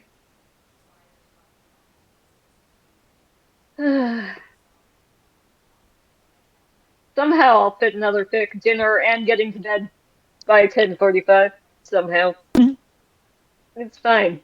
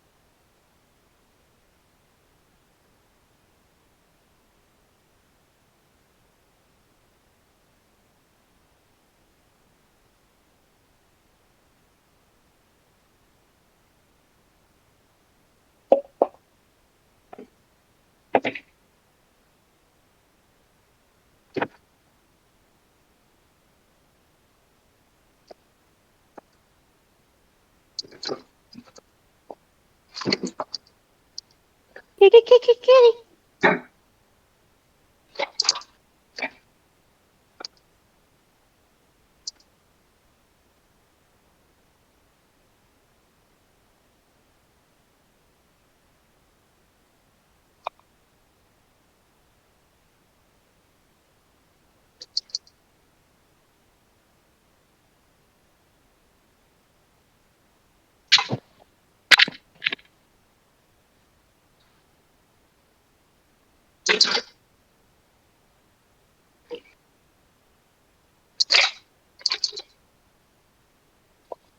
Are there still people in here right now? Hi. I am making food. very fast. Hello. Oh. I'm in here. I was just checking to see if I will today. I don't know if you guys will be able to tell that. That'll mostly just probably be me. What? At least with me, you cut off like a whole You cut bunch out a little there. bit. Okay. Yeah, you cut out for me as well. I almost forgot. I'm only wearing one headphone because the other one died, and I turned on my burner really, really high in hopes that maybe my food will be hot before I have to get back. So, it might very well just be me if I'm.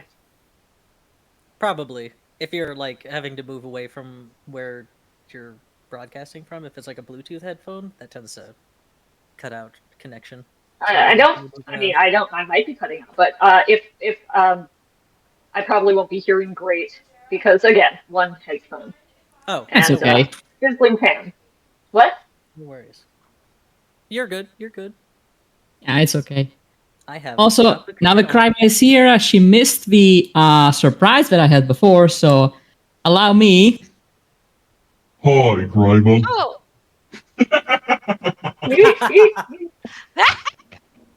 Gorgeous. Surprise, surprise. illegal! Get this bastard out of here! You can't have a Shove! party Slice and not this invite squid! mods. Kill this clown. Why are you all so mean to me? Because you're so easy to bully. If you 'Cause you're didn't so want pretty to when be you cry. bullied, why are you so easy to bully? Why are you so pretty when you cry? Why must I be so beautiful? Yes, my favorite line. Why must you thin so Get dunked on, you big dumb fucking squid! beautiful? They put me in a box. Okay, what the heck did I miss? We're They making fun put of, Buster in a box. They put that squid in a box. It's Box a squid in a squid. box. It's a squid in a box. To this day, one of the best videos I have ever seen was an octopus in a bucket being dumped into the water. Fantastic. It's a good vid. Amazing. Like, I think I know the exact video you're talking about, and it is a good video. Yep. Return to the sea, you stupid squid. Anytime I'm describing Haster as boneless, it's like, nah, you blame this video. Why Oh have man, one? It's so I can never like get over that image. And a small spoiler for Yellow City, Haster just squeezing himself through a door by folding himself like a napkin. That too. It's really good. Yeah, I just remember like Arthur being held like a contented hot dog. Yes, just wrapped all the way up to his face. Like, okay, I'll just rest my chin here. We're good. Something I also need people to be aware of. Keeps could have made the door bigger. Oh yeah, of course she She could could have. have. Oh, Whatever. But why? was There were many things that could have been done there that were not hilarious, but we were all very lucky. Yep. But why would she? He can get in there. He can get through. She Yeah, needs him he's to fine. grovel like a little bit. A little bit. Meanwhile, he's all but pissing himself. So yeah. Yeah, it's well the thing is, My wife found that funny, so. no boys allowed. Fortunately, I'm he's just a little squid. Ooh. Ooh. Can't make him say ooh woo. That's illegal. oh my gosh. Like yeah, Like, yeah. like yeah. Like, yeah. Oh my gosh. oh my god. Why am I imagining him and Cthulhu talking now, and him being like, like, Okay, yeah, okay, and okay, Cthulhu okay. going, stop. I just need like a hello. What's this? Hello. Hang on. Hello, what's this? Mr. Alright, Obama. fine. I walk away for 10 minutes. What? Oh And you my return to Haster saying ooh woo. Yes. Hello. Lord. I really enjoy the like yeah. Hi. Mr. Obama? Just say the line, Sonny. Just say the line. Well, see, now I'm just picturing Dagon sitting there with like this extreme look of concentration on his face as a bunch of his descendants are trying to explain this to him. And he's just like, yeah, I'm going back under the water, man. Nah, you guys lost me when you said cat girl, and then like gamer sucks. I ain't following. I don't see how the gamer sucks. I'm gonna start sending Flame things I want her to say in Hoster's voice in a private message. And Oh God, all of please, you... please. That's fantastic. Yeah. Okay, so the rule is you have to just intersperse these liberally throughout the fic and not tell us when it's going to happen. I'm just kidding. If we were not doing a blind read, because that's not going to be fair. However, Elder God bathwater, no. All right. When we Oh get my God. when we get to the review only, Literally days, melt maybe. you. Okay, when we get to the review, we'll do that. But yeah, maybe not in between reading because we want to be respectful to the writing. Oh, of course. I literally just said that. Yeah. Yeah. Yeah, However, not for the blind. However, just know, like, I am plotting against all of you. Yeah. We love you too. Actually, hang on. Do you just There have you that go. as a soundbite now? Why not? Oh, it's not a soundbite, Anna. This is my live voice. Fantastic. Don't make me pull out a seductive voice. No. And bonk to the jail. Oh, I think I broke Anna. That squid in a box. It's fine. I'll survive it. I'm okay. I'm also just shoving sushi in my face right now, so it's fine. Ooh, yum. Sushi's good. Oh, Mm. you're shoving. I am sushi in also your going to be face? eating dinner. If you hear me chewing, please feel free to tell me to mute. But Yeah, I would everyone, like to try and liberal keep it use safe. of mute.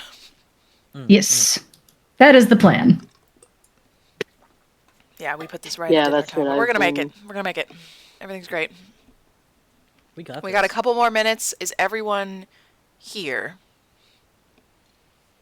Yes. I think so, yes. I'm gonna make sure my Hello. stuff's working right. I think we're still on. Yes. Yep, looks like it. Cool. All right. Well, I think one of my friends is in the chat and just said Eldritch God bathwater, and he's banned. He's cursed. Bailiff, And that is when Dagon gets up and walks away into the ocean. Yes. He would just sort of nod several times, like, and then just walk away.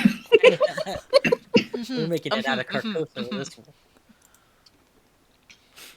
Dagon being like, so they're like, no, but listen, Father Dagon, you could make a killing with Dagon bathwater. Think about it. He's just like, left. It's the ocean. God.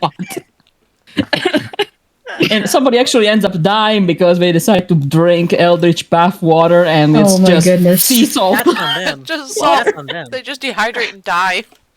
Yes. So it's chili juice? That's a deep cut for anyone who knows what that is. Gross. Oh God. Oh Lord. Also, guys, before we start again, out of respect for the authors, we're not gonna do this like in the middle of the readings, but just to give you a taste of what expects you during the reviews, I'm gonna tell you what Kryva just sent me. Oh boy. You have 30 seconds before the Dreamlands fucking explode. You hot topic wannabe. And you, yellow fragment son of a bitch. You have done nothing but destroy my life. I hope you both die. Wow. Incredible. Oh my god. So good. Okay. He'd do it. He's like, you know what? Whatever. Fuck it. I'm exploding the Dreamlands. I'm done with this shit. You know what? Everyone dies. And just for anybody who's not into it, that was like from Snapcube's Sonic videos, which I recommend. They are fucking hilarious. It's so great. Blue and red son of a bitch. I'm the devil from the Bible. But you're gonna defeat me with like the power of friendship. You motherfucker! You didn't let me finish. All right. Things that Kane would say and reference. Yeah, for real. Are we all ready? God, I wish we had Dignius in here. Bringing it back I in. would have a list of things for Kane to say. Now, Okay. now that Kriva's here, we're even a worse bag of cats that we're attempting to keep Yes. closed. Cool. Awesome. I'm so In glad. my defense, I just worked 11 hours straight. You have no So- defense. That's not allowed for you. You invited me. I did. In Kriva's defense, you invited. You brought. Yeah, you brought this on yourself, Anna. You Full were very offense. Yeah. Full offense. Okay, Okay, let's someone go. was coming back. I don't know who it is though. I think everyone. I pulsed it. No, someone who was watching. They said Oh. they'd come back for the second one, so hopefully Oh. they get back. Yeah. All right, we're bringing it back in. I have put on our current live screen capture. This is our link tree for Black Market Voices, so we will be linking this at the end of the stream. Anyone who is not a part of us, which is half of us who are here,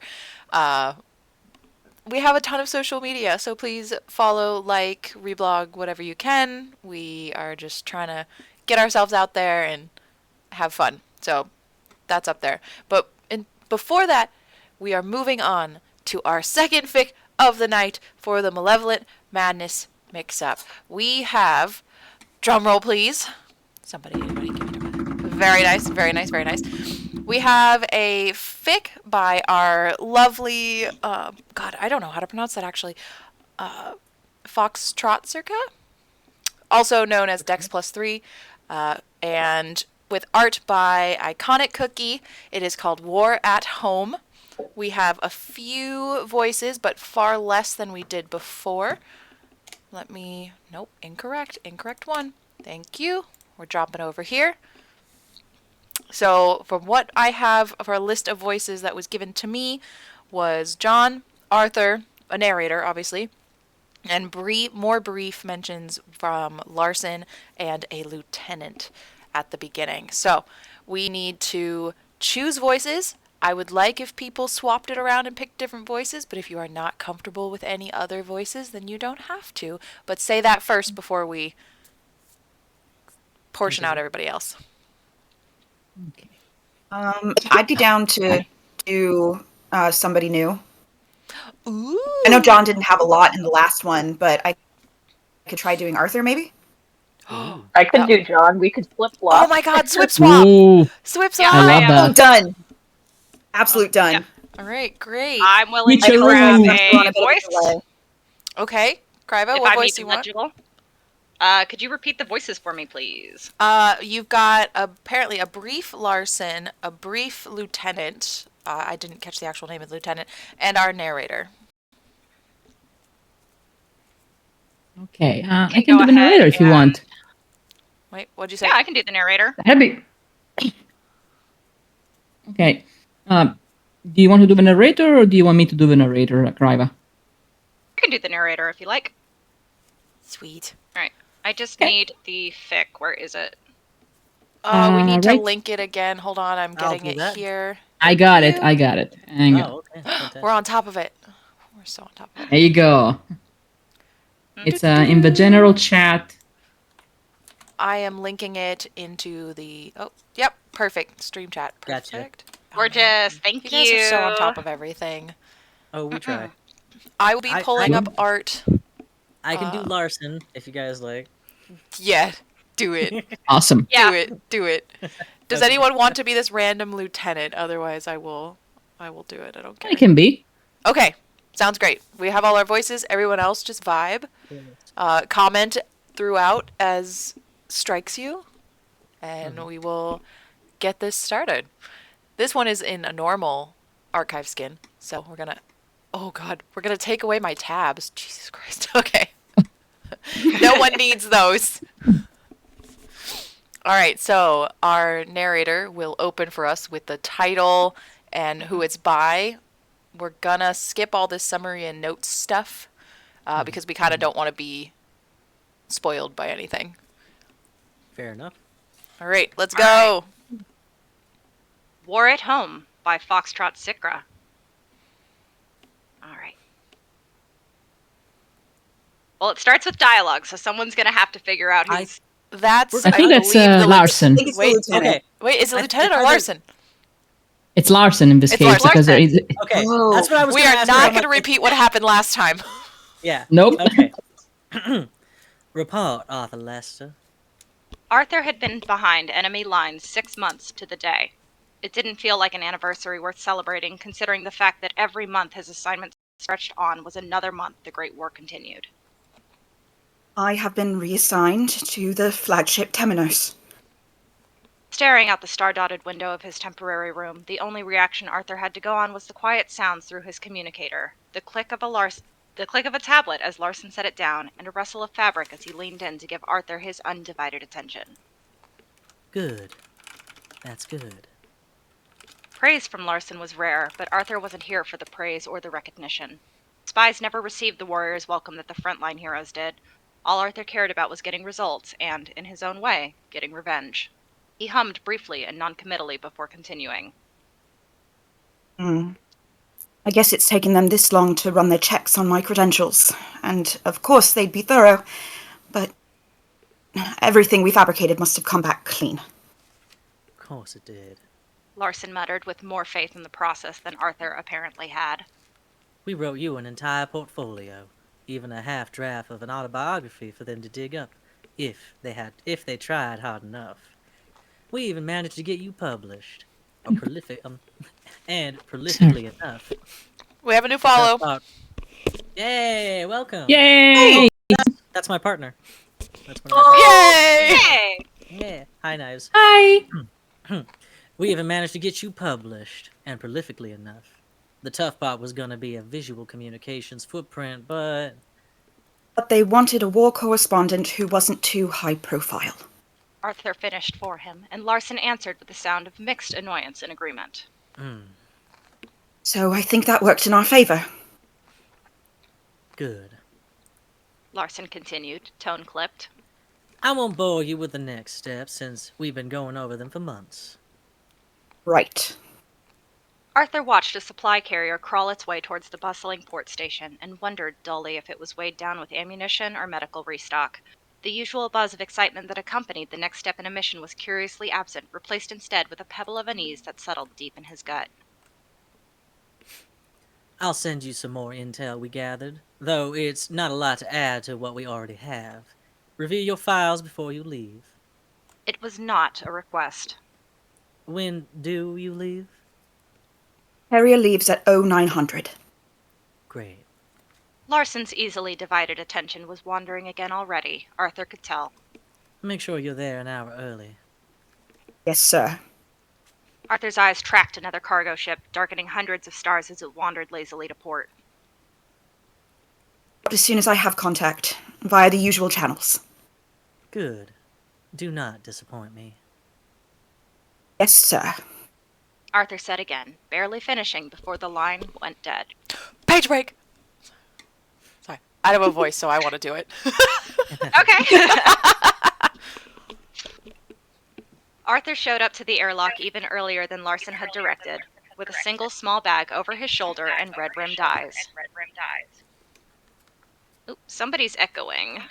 Yep. Who's doing it?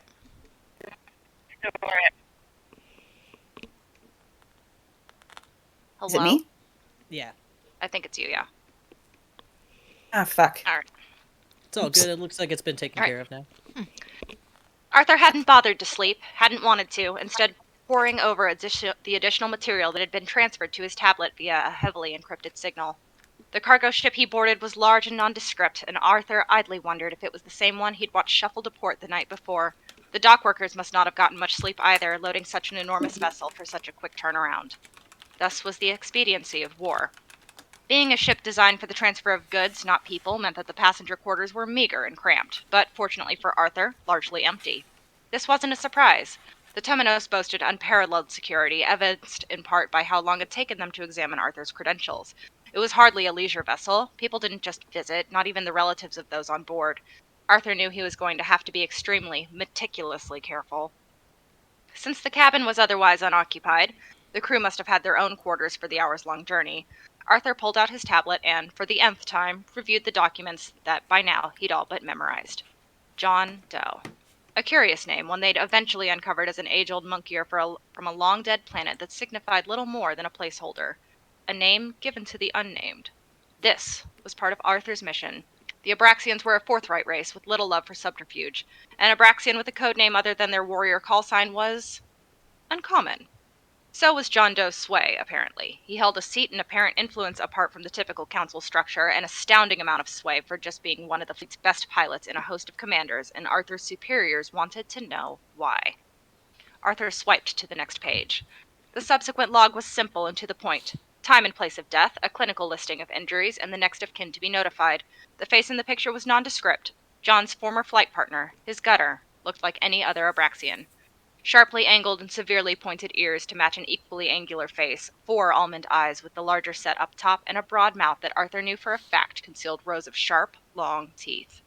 Not much could be seen from just a headshot, but Arthur could only assume the rest of the Abraxian's body was as well muscled as the long, thick neck, and covered in the same delicate fur. Abraxians were a proud race, huge and intimidating and seemingly built for war, and very little ever held them back. So why hadn't John Doe taken to piloting the starry skies again for the past few months after his gunner's death? Arthur let out a slow breath and settled the tablet in his lap, casting a glance out the window. The cargo ship lacked the enormous floor-to-ceiling windows he was used to from political vessels, only a tiny perfunctory window that barely suggested this room was for passengers and not cargo. Probably more for keeping anyone with motion sickness level than it was for actual sightseeing. There wasn't much to see anyway. Arthur only needed enough of a glimpse to think. He understood the pain of losing someone close to him, especially at the hands of war. His wife and daughter had both died in the bombing of a civilian settlement years ago, setting Arthur adrift on the winding path he took now. He'd already been military, not decorated, but whip-smart and reliable, so no one seemed too surprised when the deaths of his family prompted him to take a more active role. Arthur became a spy, determined to dismantle these systems piece by piece from the inside. The only surefire way to end the war that didn't leave one or both races dead and lost to the annals of time. The only thing was, as much as Arthur understood death, he hadn't understood it as something that'd slow an Abraxian down, much less one of their star pilots. Typically, a partner's death was free rein to paint a bloody swath through the universe, a rage-filled legacy that honored their passing with more death. But John Doe hadn't done that. He'd been grounded instead. Why? Arthur flipped to the additional details of the crash that killed his gunner, but like the last 10 times he'd pored over the meager bullet points, nothing stood out. John hadn't been injured, or if he was, not badly enough to be noteworthy. The ship had been damaged, but the extent was unclear, since Abraxian ships were another closely guarded secret of the war, and literally no wreckage, no matter how twisted and broken, was ever left behind for other races to be able to study. Arthur would be one of the first to be able to see some of these ships up close, or at least the first to live to tell the tale. Ideally, anyway. Whether or not he could manage to make the second half of that happen remained to be seen. At this point, Abraxians and Theans had been at war for over a century. If Arthur were to be discovered as a Thean behind enemy lines, particularly as a spy, the punishment would be swift and unquestionably lethal. This knowledge didn't bother Arthur as much as it should have. He knew the risks when he signed up, welcomed them even. The war took everything from him, and maybe it'd taken almost as much from John Doe, too, but Arthur could find much room in his heart for sympathy anymore. How many had John Doe killed? How many more would he, if the war didn't end? Page break. Here's the lieutenant. Yeah. There we go. Hey.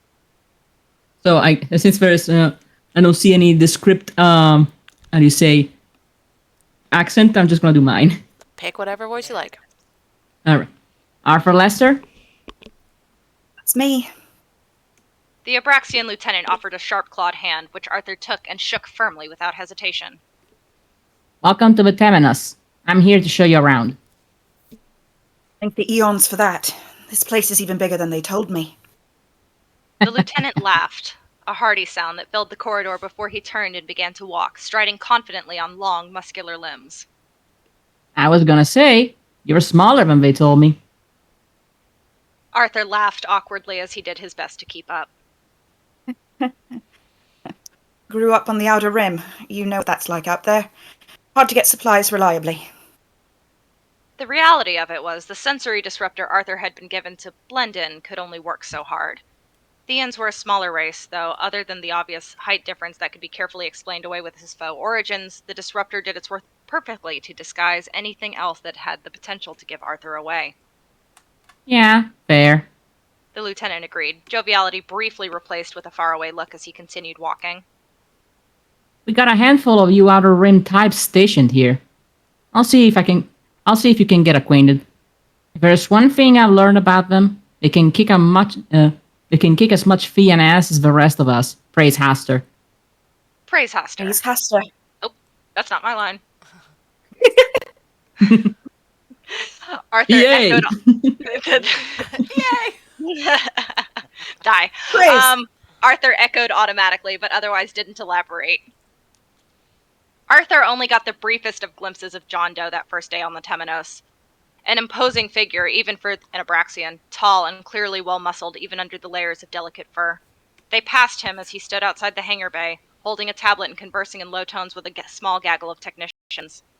Arthur didn't manage to overhear much, trying to split his attention between his target and what his rambling tour guide was telling him. Time dragged on without incident at first. Arthur settled in and started to learn his way around, always in possession of a tablet, always taking extensive notes under the guise of his war correspondency. For the most part, he went ignored, presumably because that was exactly what he'd asked for, to be treated as background scenery, a mere observer. After a couple of months, he finally met John Doe, entirely by accident. Oh, sorry. Arthur fumbled out as the door to the training room slid open, and he realized he wasn't alone. The subsequent realization came that this was John Doe, and Arthur immediately pressed the knuckles of his fist together in front of his face in the customary salute, then bowed in deference. Sorry, sir. I can find another... No, not at all. John waved away the bow, and then waved Arthur into the room. My fault for not blocking off the time. I just never know when my schedule will have an opening. Arthur hesitated at the door, straightening from his bow. He would have preferred his first meeting with John to be in a more controlled environment, a meeting he could have prepared for, but at this point there was little he could do but accept. To leave would cause suspicion, and honestly, the circumstances could be worse. John had already been here a while, it seemed. Maybe his guard was slightly down. All right. You're the new writer, right? John pointed at him with one long, slender finger, the end of which hardened into a sharp carapace of a claw. War journalist. He sounded more curious than suspicious, if nothing else. Yes. Arthur agreed, simply, setting his bag down just inside the door as it slid shut behind him, taking a few steps towards John. You've seen action. It was more of an assumption than a question. Yes. Great. Spar with me. For all his trained subterfuge, Arthur couldn't manage to keep the genuine surprise from his face. What? No, Come on. John scoffed, rolling his massive shoulders, all eyes fixed on Arthur with a glint that could nearly be described as mischievous. None of my subordinates will. It's boring. Commanders need practice too. I'll go easy on you. He promised, though the glint only deepened. Yes. Arthur yes. only... Sorry, Sorry, There's I'm a lot just of excited. innuendo here. Everyone really just loves. It's just important. It's great. Well, sure we didn't have Sorry, this as what? the trope. Yes. Sorry. I had to say something. That's okay. Yeah, gotta love a good sparring session. It's Yes. important Oh, yeah. to any good fan fiction landscape. Like, that's kind of Absolutely. tension right there. I mean, That's listen. sci-fi. Yeah, you gotta have it in sci-fi. yes. I will say, because we've already said that the AU is aliens, the trope for this is actually secret identity. I thought so. Okay, yeah, that that makes sense. lines up. Yeah, it's really Yeah. it's well put together. A lot of Yeah. these pairings ended up really good and like just classic enough that they made for really good stories. So, Yes. all right. Yeah, there were a lot of things that really worked together there. Mhm. Arthur only wished that John being a commander was the source of his own hesitation. In reality, it was tricky, dangerous even, for him to engage with anyone physically. The sensory disruptor could only do so much work, and physical contact was the most difficult to replicate. But again, to refuse too adamantly would cause suspicion, so there was only one thing for it. Arthur would have to work defensively and keep as much space between them as he could. Okay. True to his culture, John's fighting style was blunt and aggressive, immediately taking control of the upper hand and putting Arthur on the defensive. Keeping his distance was a nice strategy in theory, but difficult in practice when John was able to dart forward with remarkable speed for his size. I think this is why your subordinates don't like sparring with you. Arthur managed to quip as his arm darted out to divert one of John's looming fists. It was difficult to keep his own movements fluid with the binding around his middle, restricting his second set of arms to keep them hidden in place, but he managed to work with what he had. It wasn't the first time he'd had to fight bound. It wouldn't be the last. John barked at a laugh, a hearty sound that filled the bare training room. It didn't slow him down. Volleys of punches and kicks kept coming, quick and enthusiastic, and Arthur had to wonder what John was like at full power if this was going easy. He was still in the process of wondering when John roughly grabbed one of his wrists, then the other, and before Arthur even realized they'd made it this far across the room, he was pinned abruptly to the wall. Ooh. Ooh. And the whole chat goes, ooh. A handful of emotions flooded through him unbidden, but when the dust finally settled, there was no fear in the look Arthur fixed on John, only a pure, visceral anger that ultimately seemed to surprise him as much as it surprised himself. The Abraxian withdrew abruptly, taking a couple of heavy steps back and raising his hands, clawed fingers splayed wide in a gesture of surrender. Breathing hard, Arthur could only nod before he glanced away. "Suppress that," he hissed at himself. He was better than this. He couldn't let his biases, his anger, get in the way of the mission. He twisted the pause in the fight into an opportunity to probe instead. Rumors have been saying you aren't at full strength since whatever happened. That's obviously not true. Arthur shot back as lightheartedly as he could manage, taking a moment to collect himself by walking to his pack and grabbing a towel. John paused, and even with his back turned, towel likewise in hand, Arthur could read the hesitation in his posture. Yeah, no. He replied noncommittally. A tentative ad. I bounced back fine. Survivor's guilt, a voice in the back of Arthur's mind murmured. Familiar. Arthur shoved the voice back down and studied John for a moment while he had the freedom to get away with it. All right, I'm scrolling for some art. Ooh, so our artist for this one, Iconic Oh, a 3D Cookie, model. yeah, made statues of both Arthur and John. So Damn. this Holy one shit. is John. So cool. So cool. You said this was That is Iconic Cookie, right? Really cool. Yeah. Yeah, they Wow. made me 3D stuff last year too. They're really talented stuff. Oh, for Cloud City? Oh, are they the Yeah, one that they did that they did the diorama? route. Yeah, they did the diorama. Oh, Yes. That is so sick. cool. Oh, it was so The style cool. reminds I me love of the some diorama from Cloud City. Like, yeah. Look at it's Pete's and really well everything. done. That's so I cool. Yeah. love it. Okay, it looks like we have more. We have a back. I'm gonna pull some of these up too when we're done, but just to give everyone an idea of what we're looking at here. Yeah. This is really interesting. It's so stylized. It's Yeah. not easy to achieve with 3D. No, not at all. I Very love cool. these I love little it when people make detail. physical art dangly for guys. stuff. It's really nice. The detail too. Wow. Yeah. Neat. See, he's I love that. having no ass. Understand? Flat as They're aliens. Unfortunately, flat as a board. Damn. They're clearly about hands and not about booties, because look at those hands. I know, right? Those are amazing. Flat as the And ring of shoulders. Don't forget Saturn. shoulders. Oh yeah, no, yeah, we got shoulders here. Yeah, for sure. Hell yeah. Yeah, Punishes definitely with shoulders. yaoi Very hands and cool curved little. shoulders. I love it. I love the detail on the spine too. That's I was really gonna say neat. that's one of my favorite. Yeah. bits of the Yeah, I'll detail pull and up more the, pictures. There's close-ups as well. the swirls. That is and the awesome. Trailing bits as well. Like that's so very cool. I Yeah, love those that. are. Yeah. Mm. Also, I did not find the sound bit while the scene was being read and commented on, but this is for when John pins him to the wall.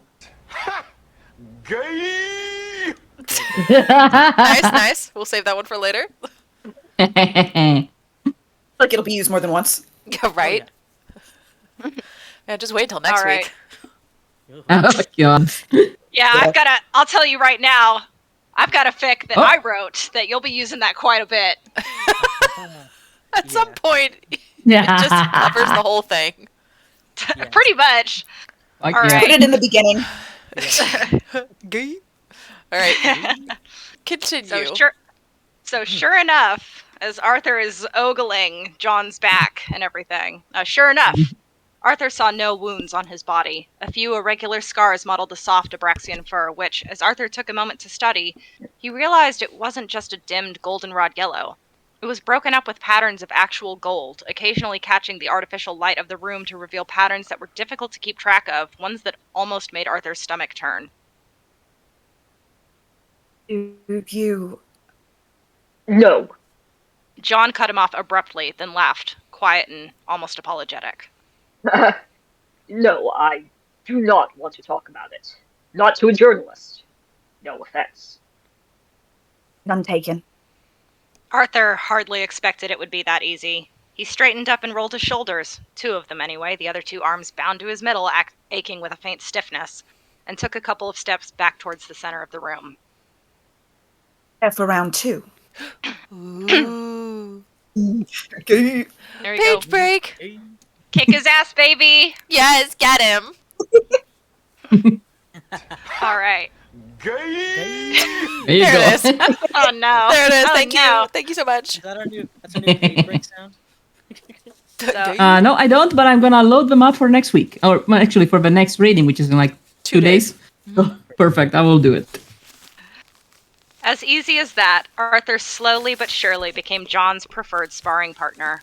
It was by far the most effortless method of collecting information. Arthur often went back to his quarters bruised and aching, but over time, he started to notice an improvement in his skills.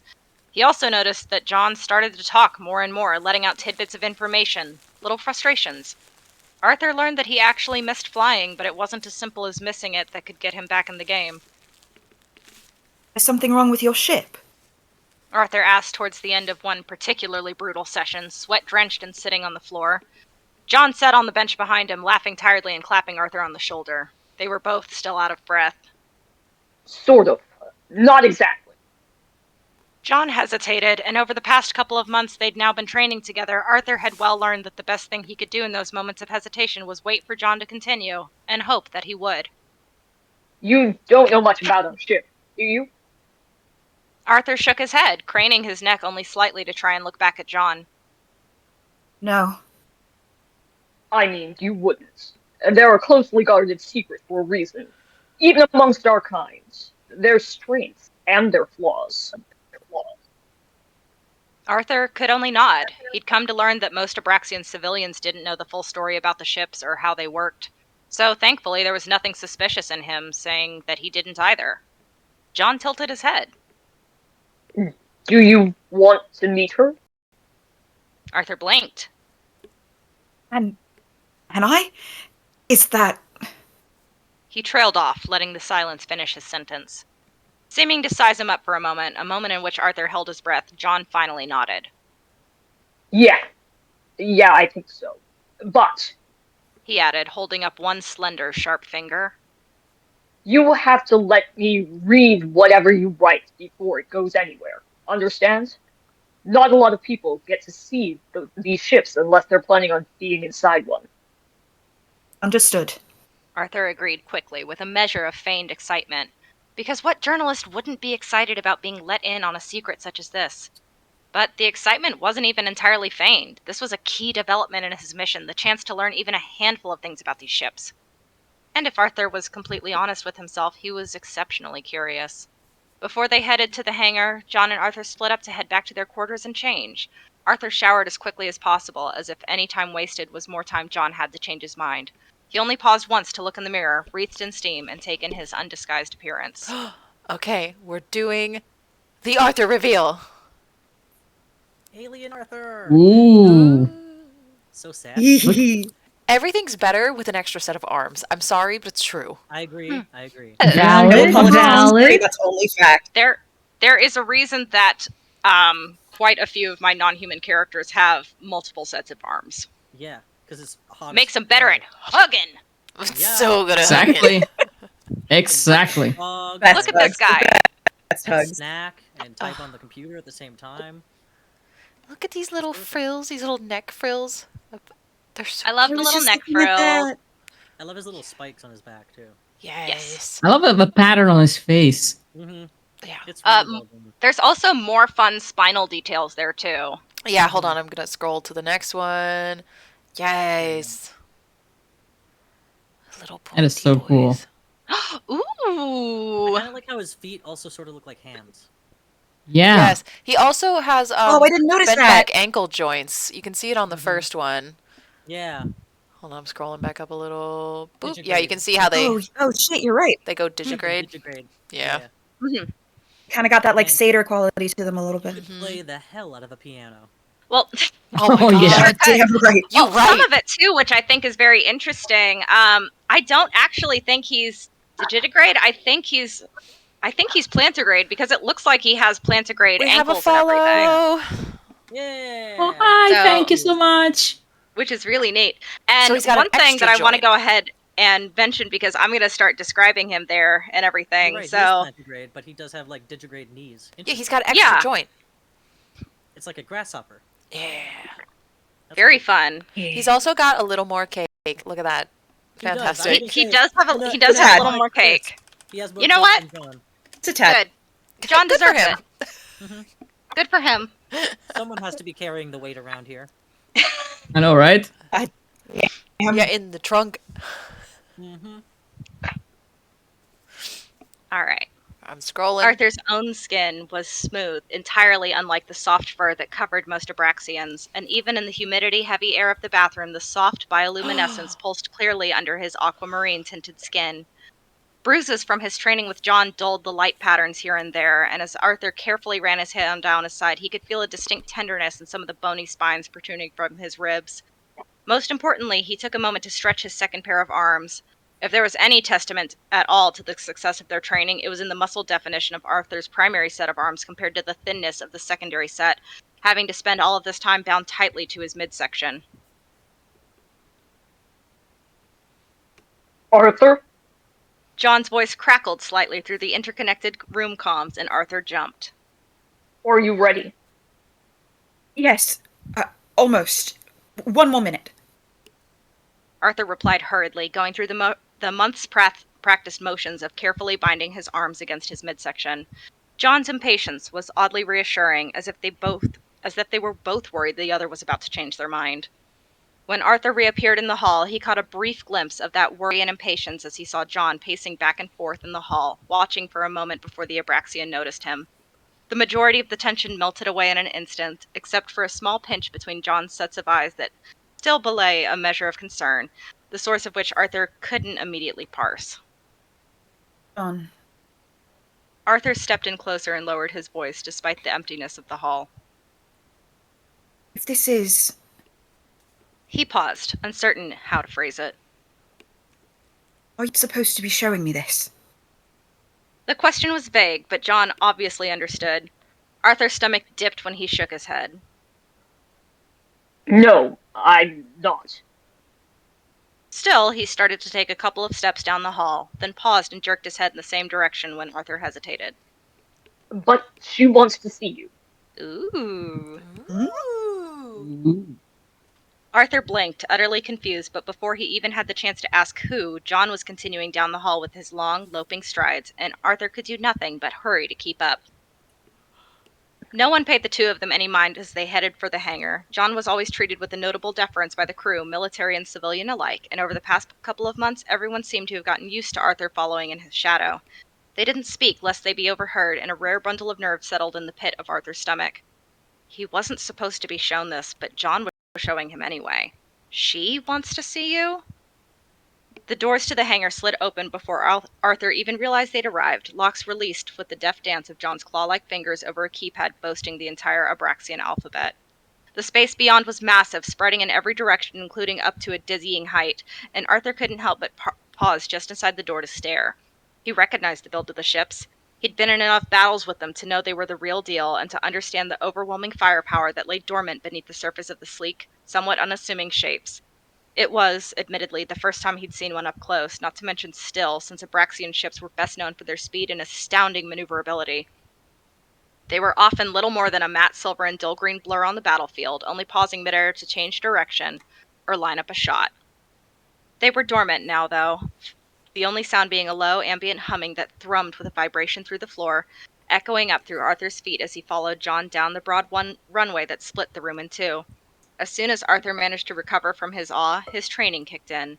The layout of the room was committed to memory, the size of it estimated, the number of ships carefully calculated. The fleet was staggering in volume, a realization that settled uneasily at the back of Arthur's mind.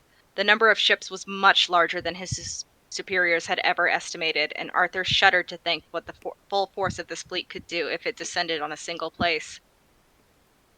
Arthur forcibly pushed aside the dread and continued to observe. Most interestingly, the ships were not identical. At first glance, maybe, they could seem mass-produced, but with a chance to see them up close and not at breakneck speed, Arthur could tell there were subtle distinctions between them. One had a broader fuselage, another had a slimmer body with smoother curves. It gave Arthur the strange impression We that got these another ships were follow. Sorry. Yay! Yay! Thanks for following us. Thank you, Sleepy Swamp. And Moon, I did not recognize you. Hi. Yeah. It gave Oh, Arthur you the know strange... Smoky Moon? Crazy. Sorry. That's great. It All gave Arthur the... Sorry, go. I swear to God. It's like, I swear to God, I'm gonna delete the surrogate update if somebody interrupts me again. No, It's everyone, shh, wonderful shh, shh. too. Okay. All right, 1, 2, 3, quiet. It gave Arthur the strange impression that these ships were each unique, but oddly enough, not on purpose. There appeared to be no particular reason for these differences, the variations more cosmetic and organic than purely functional. Every single one was hooked up to what could only be described as a tall, clear vat filled with a viscous, shimmering fluid that seemed to glow from within, purplish blue. Arthur was still puzzling over this when John turned down one of the rows perpendicular to the main runway, and he hurried to keep up with those long strides. He took a break from examining the ships to examine John, taking in the quiet reverence with which he moved between the rows of ships. Neither spoke as they made their way to a kind of utility elevator, more of a half cage with a low railing that Arthur gripped tightly as it carried them along a track that ran the entire height of the hangar wall, allowing them access to the stacks on stacks of ships that stood dormant in their individual cubbies. The higher the platform rose, the better vantage Arthur had of the staggering expanse of stored ships, and he couldn't help but feel a sick dread. If every single ship in this hangar was ordered to descend upon his home planet, he felt certain they could pick the surface clean like so many locusts within the span of a week, maybe even mere days. And how many more battleships like the Temenos were out there housing just as many fighters? Feeling John's gaze broke him out of his reverie, and Arthur turned to see a bemused smile on his angular face. Impressive, isn't it? He asked, misinterpreting the source of Arthur's speechlessness. It's a lot. Arthur managed to admit in return. Pause for more art. Ooh, we get side views. Yes. Height difference. There we go. You can really see that. You can really see that leg joint and the plantigradeness of. That does make me wonder about his bone structure. Yeah, there's something going on with Artie's bones over here. I'm imagining. I mean, I would love to know, like, his are arm also those- has an extra joint. Oh, it does. yeah, like he has Oh, extra shit, you're knees, right. But like he also has like little toes going on, so like those can't be just like Well, he can't be just shaped like a deer down there. It's just what about second ankle? Oh, he's That's not. all. Yeah, he's definitely plantigrade, which is what makes this so interesting and everything. Get this into one screen. There we go. Yeah. So I'm cute, like, honestly. I want to know if his if the bit above his feet is more like a tibia kind of feel, Bob, or if he's got more like the ungulate down there. I feel like you I'm need to so put this in the curious. comments on the fic and get the author to answer you. We need answers. We need answers. Get I'll Foxtrot try to answer you. remember. I'm also imagining like try a fighter's to limbs, remember. how they are functioned by having something pump through it. So Oh, perhaps hydrostatic. Yeah. yeah, he's got hydrostatic limbs, perhaps. Oh. That could be I don't very know interesting, shit yeah. about. I know bones. I know bones. I know my bones. I know bones. I need to lay down. Excuse me, Foxtrot, give me his bones. I need his Right now. bones. them. In my I head, might these study bones. them. Speaking of bones, can we talk about John's extremities? Like extreme the length of the fingies. He is a long And boy. the toes. He a long boy. Long boy. You got long He is- ears, long filament things, long I want everything. to touch the end What of to his say ears. about Abraxan's No. long toes. I feel like it would be invasive to touch any of the spindly parts of him. Oh, but you want to so bad. I feel like if you picked John up underneath the arms, he would stretch out like one of those pictures of people holding up like Long really cat? long cats. Yeah. Yeah. Be a long cat for sure, 1000%. I In feel any comfortable form of- touching his shoulder. I don't know if I any could. form. I feel like I'd be comfy touching his shoulder. I feel like Yeah. I need like a lot of permission before touching anything else. Hey, get out of the way then, coward. Damn. I didn't say I wouldn't. I just said I'd need permission first. John in every form is a long cat waiting to happen. Let's just say that much. It's true. Jasper is just a respectful person. That's some all. version of cat.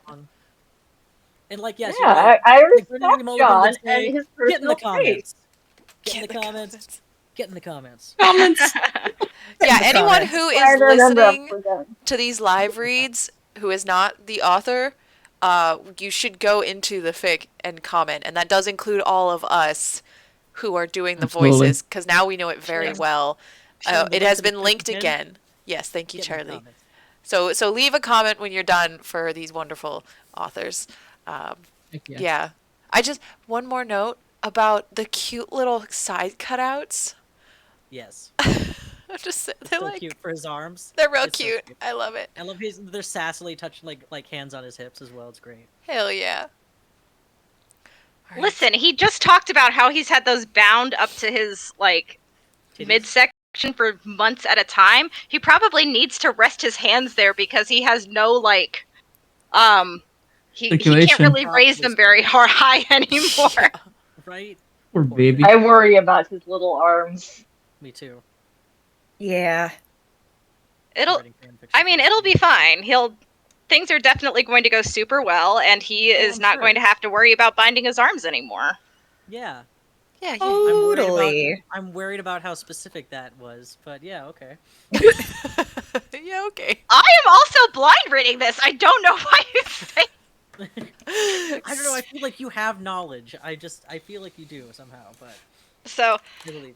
it's probably because I'm Yogg-Sothoth's favorite princess. Yes. Exactly. I think so. Yeah, I mean, that does track. Yeah. that's me. All right, princess. All right. Continue. Okay, I do need to be exclusively referred to that as from now on. Uh-huh. Yeah. Okay, good Princess luck with Private. that. That's your highness. No. If you insist, Your Highness. Here's a Ugh, pillow. stop inflating her head even more. It's big enough. which is funny because my imposter syndrome disagrees. Shut up. All You're right. amazing. Take it till you make it, baby. Let's go. All right.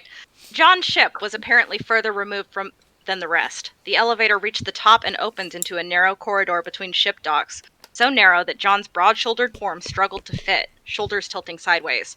Arthur had less trouble beyond trying to ignore the sickness that settled in his stomach from witnessing the entire fleet. A smaller bay opened up before them with a line of only 5 fighter ships, and Arthur couldn't explain it, but these were even more different than the subtle variations of the rest.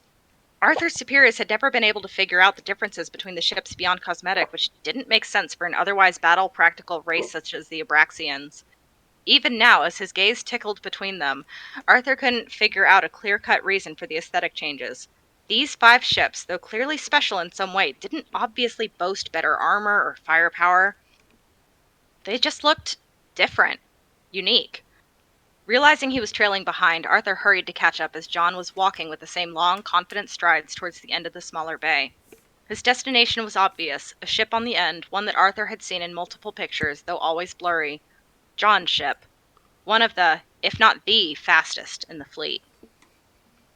Arthur was quick to try and ascertain the ship for damage, but being neither a pilot nor an engineer, had no idea what he was looking for. He only knew the rumors that John wasn't flying again, not only because he'd lost his partner, but because he refused to fly again until his ship was ready.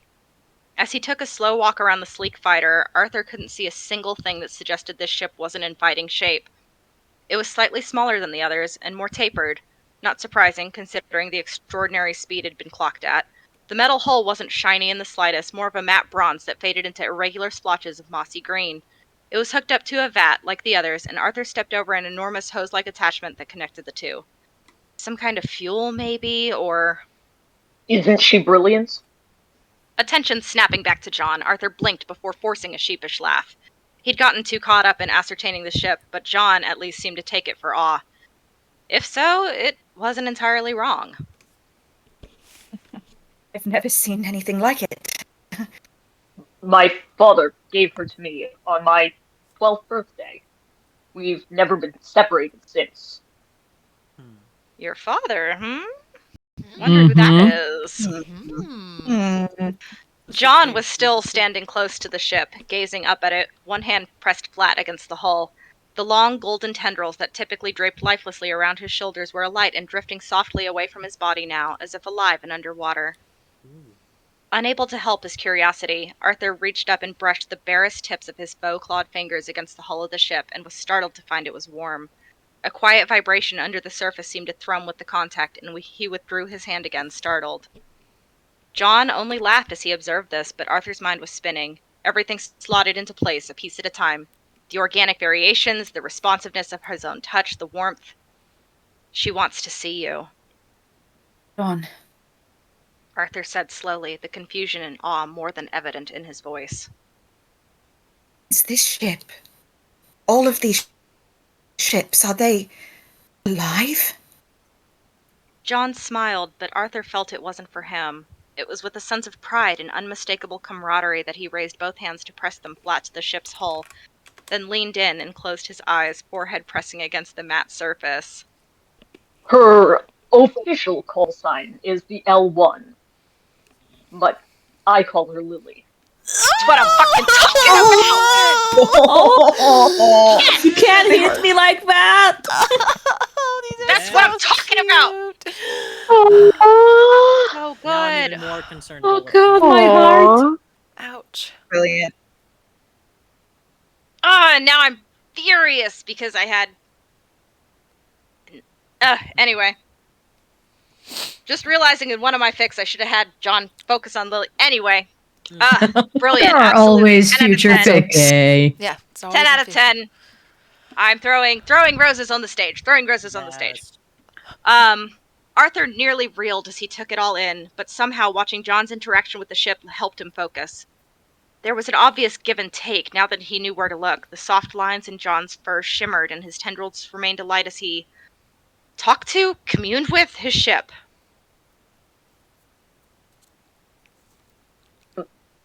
Arthur. Oh. Can you hear me? Oh, no, that we. Yep, there you are. You are. Oh, You okay. kind of breaking up. There you go. Got you now. Can you hear me now? Is everything all right? Yes. Yep. Are we good? Yeah, you're good. Yeah. Yeah, you're good. Okay, all right, cool. Sorry. Lily.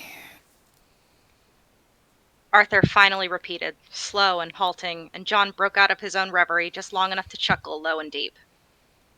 Go on. Say hello. Glancing up at the ship, Arthur swallowed. Hello, Lily. John laughed again, louder now, but just as deep.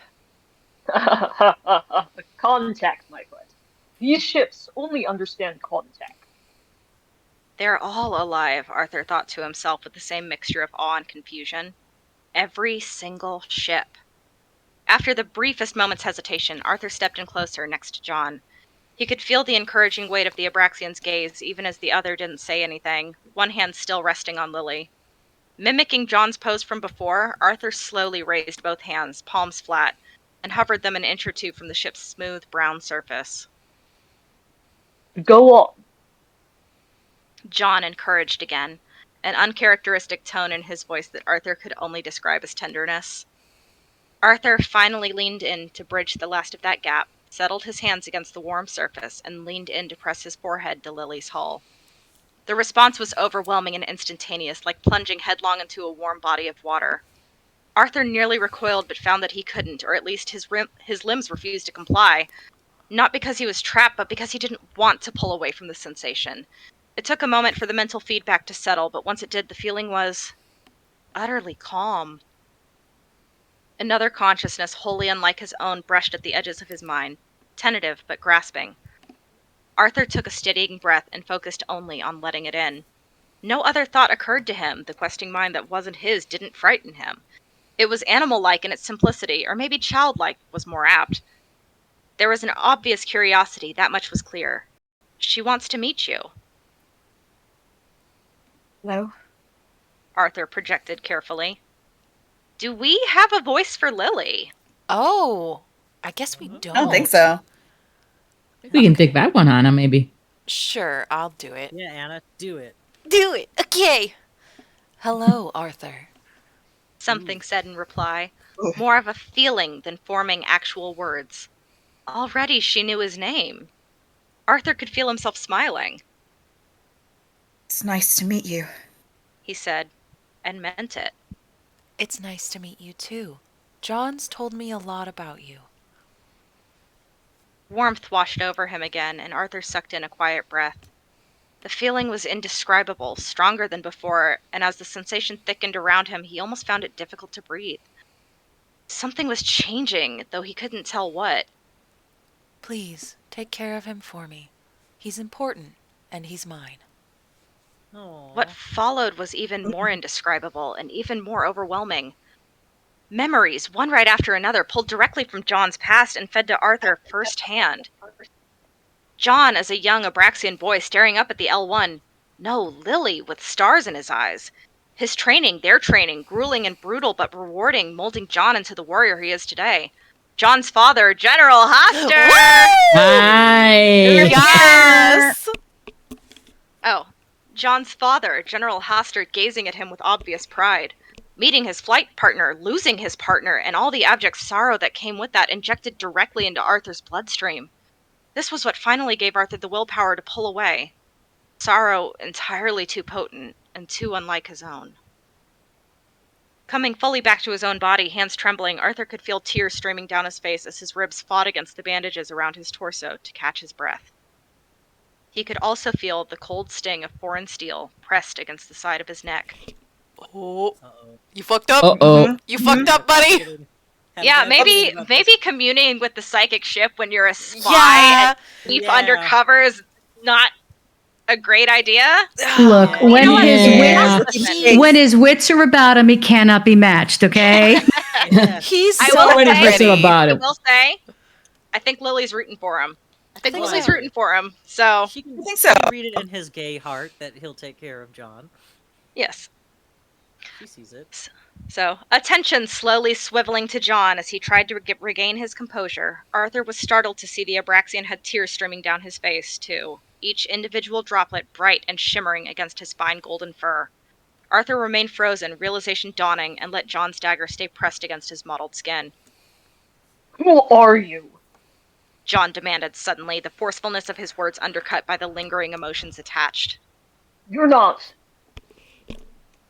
Arthur struggled with how to salvage this, his cheeks still sticky with tears, and invariably came to the one simple conclusion. He couldn't. Not really. There was no lying his way out of this one. It was obvious that John had seen his past through Lily, just as Arthur had seen John's. There was no lying, so for a long moment he simply didn't speak. The dagger stayed pressed against his throat, and Arthur let it stay pressed, his hands hovering just above waist height, fingers spread wide in a gesture of surrender. You're not. John tried again, but the words still trailed off for a moment before he forced them out. You're not Abraxian. You're... Ian. Arthur confirmed quietly, his voice similarly unsteady. John shook his head, anger flaring in his eyes, and for a moment Arthur could feel the cold metal pressing more firmly against the side of his neck. Still, he didn't pull away. You're the general's son. Surprise cut through the anger, and John's grip on the dagger loosened just slightly. She showed you that? He showed me a lot of things. John swallowed hard, the tendrils that draped down from his neck twisting and drifting softly in the wake of his emotions. She showed me your daughter. Arthur had considered that possibility, but only briefly. Hearing it confirmed was like a punch to the gut, one that finally made him take a half step back from John and his dagger. Now it was John's turn to hold up his free hand in a gesture of surrender, and after the briefest moment of hesitation, he slid the dagger back into its holster at his hip. For a long moment, they simply stared at each other, relationship forcibly recontextualized by the link the ship had given them and the memories it had shown. What do we do now? Arthur all but whispered. He wasn't afraid of the answer, not necessarily, but still kept a close eye on John's subtly shifting expressions. She chose you. John replied almost as quietly. That's what all that meant. Chose me? Arthur echoed, his brow furrowing. People have said I haven't joined the field again because I refused to choose another flight partner. John started carefully, haltingly. That's only partially true. I haven't joined the field again because she refused to choose another flight partner for me. He smiled almost bitterly. We went through half the army. She didn't speak to a single one but you. Arthur opened and closed his mouth, stunned. What? But I'm Thean. He finally said again. She knows. I know now. But I wondered. While we were training, your weight was always a little off. John gestured to Arthur's middle, even if the extra pair of arms were still disguised with binding and the holographic chip. Arthur only managed to look sheepish, and for the first time, John actually laughed again. It was an oddly reassuring sound. What do we do now? Arthur said again, a little more tired this time. John considered him silently for a long moment, and Arthur didn't shrink under his gaze. Finally, he said, I'm not sure. Arthur eyed him warily. You're not going to turn me in? There was no pause this time. John slowly shook his head, and attention Arthur didn't realize he was holding slowly unspooled. No, I'm not going to turn you in. Why not? Well, she'd be real mad about it, for starters. Aww. John pointed out with an obvious fondness, reaching up to settle his hand on Lily's hull again. Any amusement in his features slowly melted into a sort of wistfulness, unmistakably tired. And because I trust her. She chose you for a reason. Arthur struggled with the implications of that and what it meant for his future. He refused to be a traitor to his own kind, but he thought John knew that already and still chose not to turn him in. Arthur stepped in again, next to John, and with only a moment's hesitation reached up to settle his hand on Lily's hull, too. I feel like I trust her, too. She has that effect on you. John patted the warm surface lightly, then turned his attention back to Arthur with a wan smile. We'll figure something out. I don't know what, but we will. Okay. Arthur agreed quietly, finding that he trusted John too. Still, he had to ask. You'll keep my secret. I will, if you'll keep mine. Arthur didn't even hesitate, nodding faintly. I will. The promise hung between them in the quiet hum of the ship's bay, meaningful but weighty, and maybe for the briefest of moments there was hope in the face of a never-ending war. For our time. Aww. Look at thems. Oh my gosh! Damn. I just realized the collars on their little jumpsuits They're and each other's everything are each other's colors! colors. They also. It looks like the swirls on John also are similar, like in color to the main color of Arthur's skin, and vice versa. Oh. Yeah. I like that. Oh, that's clever. Well, that's neat. Oh. They're so fucking cute. So good. Yeah, these are cool. Good. Oh man, Oh, when that I was a good scrolled down and story. I saw the two of them standing next to each other, I was so hoping that the statues were able to hold hands. Oh my Oh god. no! Oh. Oh, If look at you're- all this like wrapped. It's cool. If you're determined enough, they can. And so they're proud. Well, I mean, part of the issue is that their hands are facing dramatically different directions for hand holding. They're shy. Oh no, hand holding. So It's okay, because there's really only one bed going on here, so. That's right. And There's it's a one bed, sentient and the bed is a spaceship, and she's And alive. sentient. Yes, we love a sentient. No single privacy bed. there. Assigned boyfriend. True. Find boyfriend at army. Yeah. That's so. Boyfriend from ship. All right. So You've given me- thoughts. Oh my god. You've I love given me this. the most random flashback to like a weird sci-fi RP of the Magnus Archives, where I think What? I was playing. I don't remember if I was Basira or Daisy. I think I was Basira, and Daisy was a spaceship, and Hell yeah. they were lesbians. There was Oh, a lot yeah. of lesbianism going Got on some, there. got some mechanisms vibes there. Oh yeah, Basira definitely fucked the ship. We know. Okay. She should. Yeah, we could tell. We can see. And you know, yes, the ship does ship it. Well said, Issy. Absolutely. And Good I for think her. that warrants another. Gay. Yep. Nice, Yes. nice. Correct. Lily. I love that. That's a really well done fic. Everyone should leave a comment. Definitely kudos at the very least. So. Yes, And you know, definitely leave some kudos and everything. Love that, love it. I am super fond of the idea of sentient, like, spaceships and stuff Yes. like that, God, same. especially.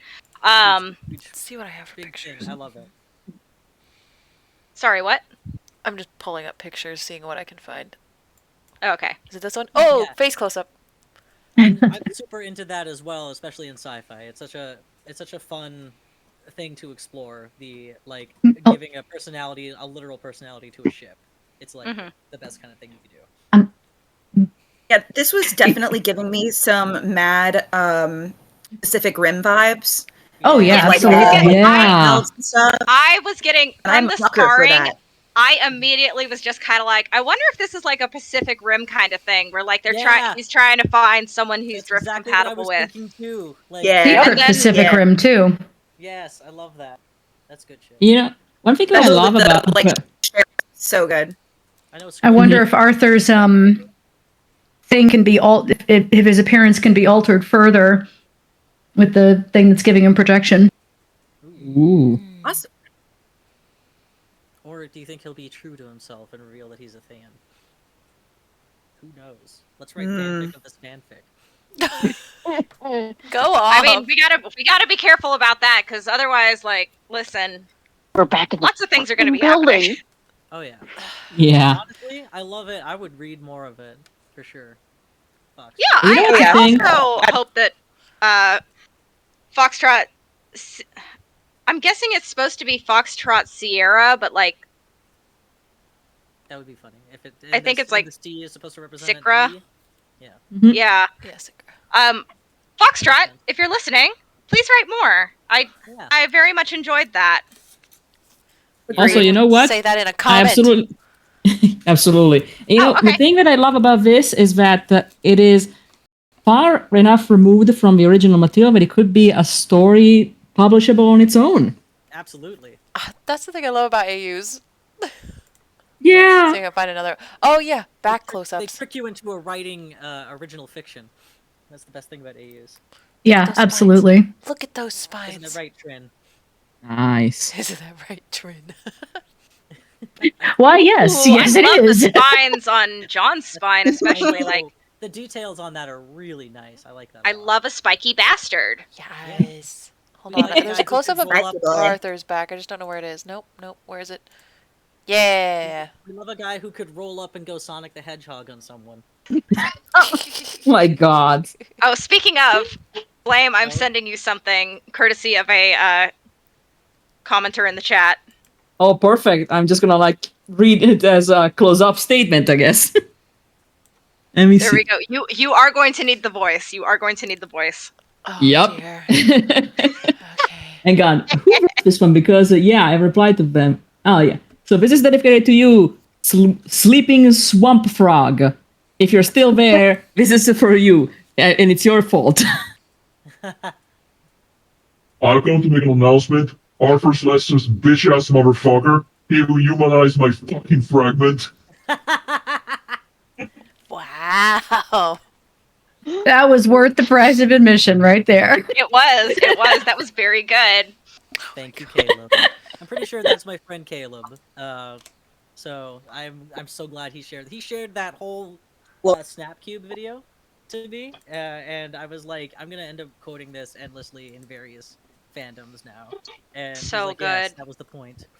So good. I just wish we had Igneous there to be like, right.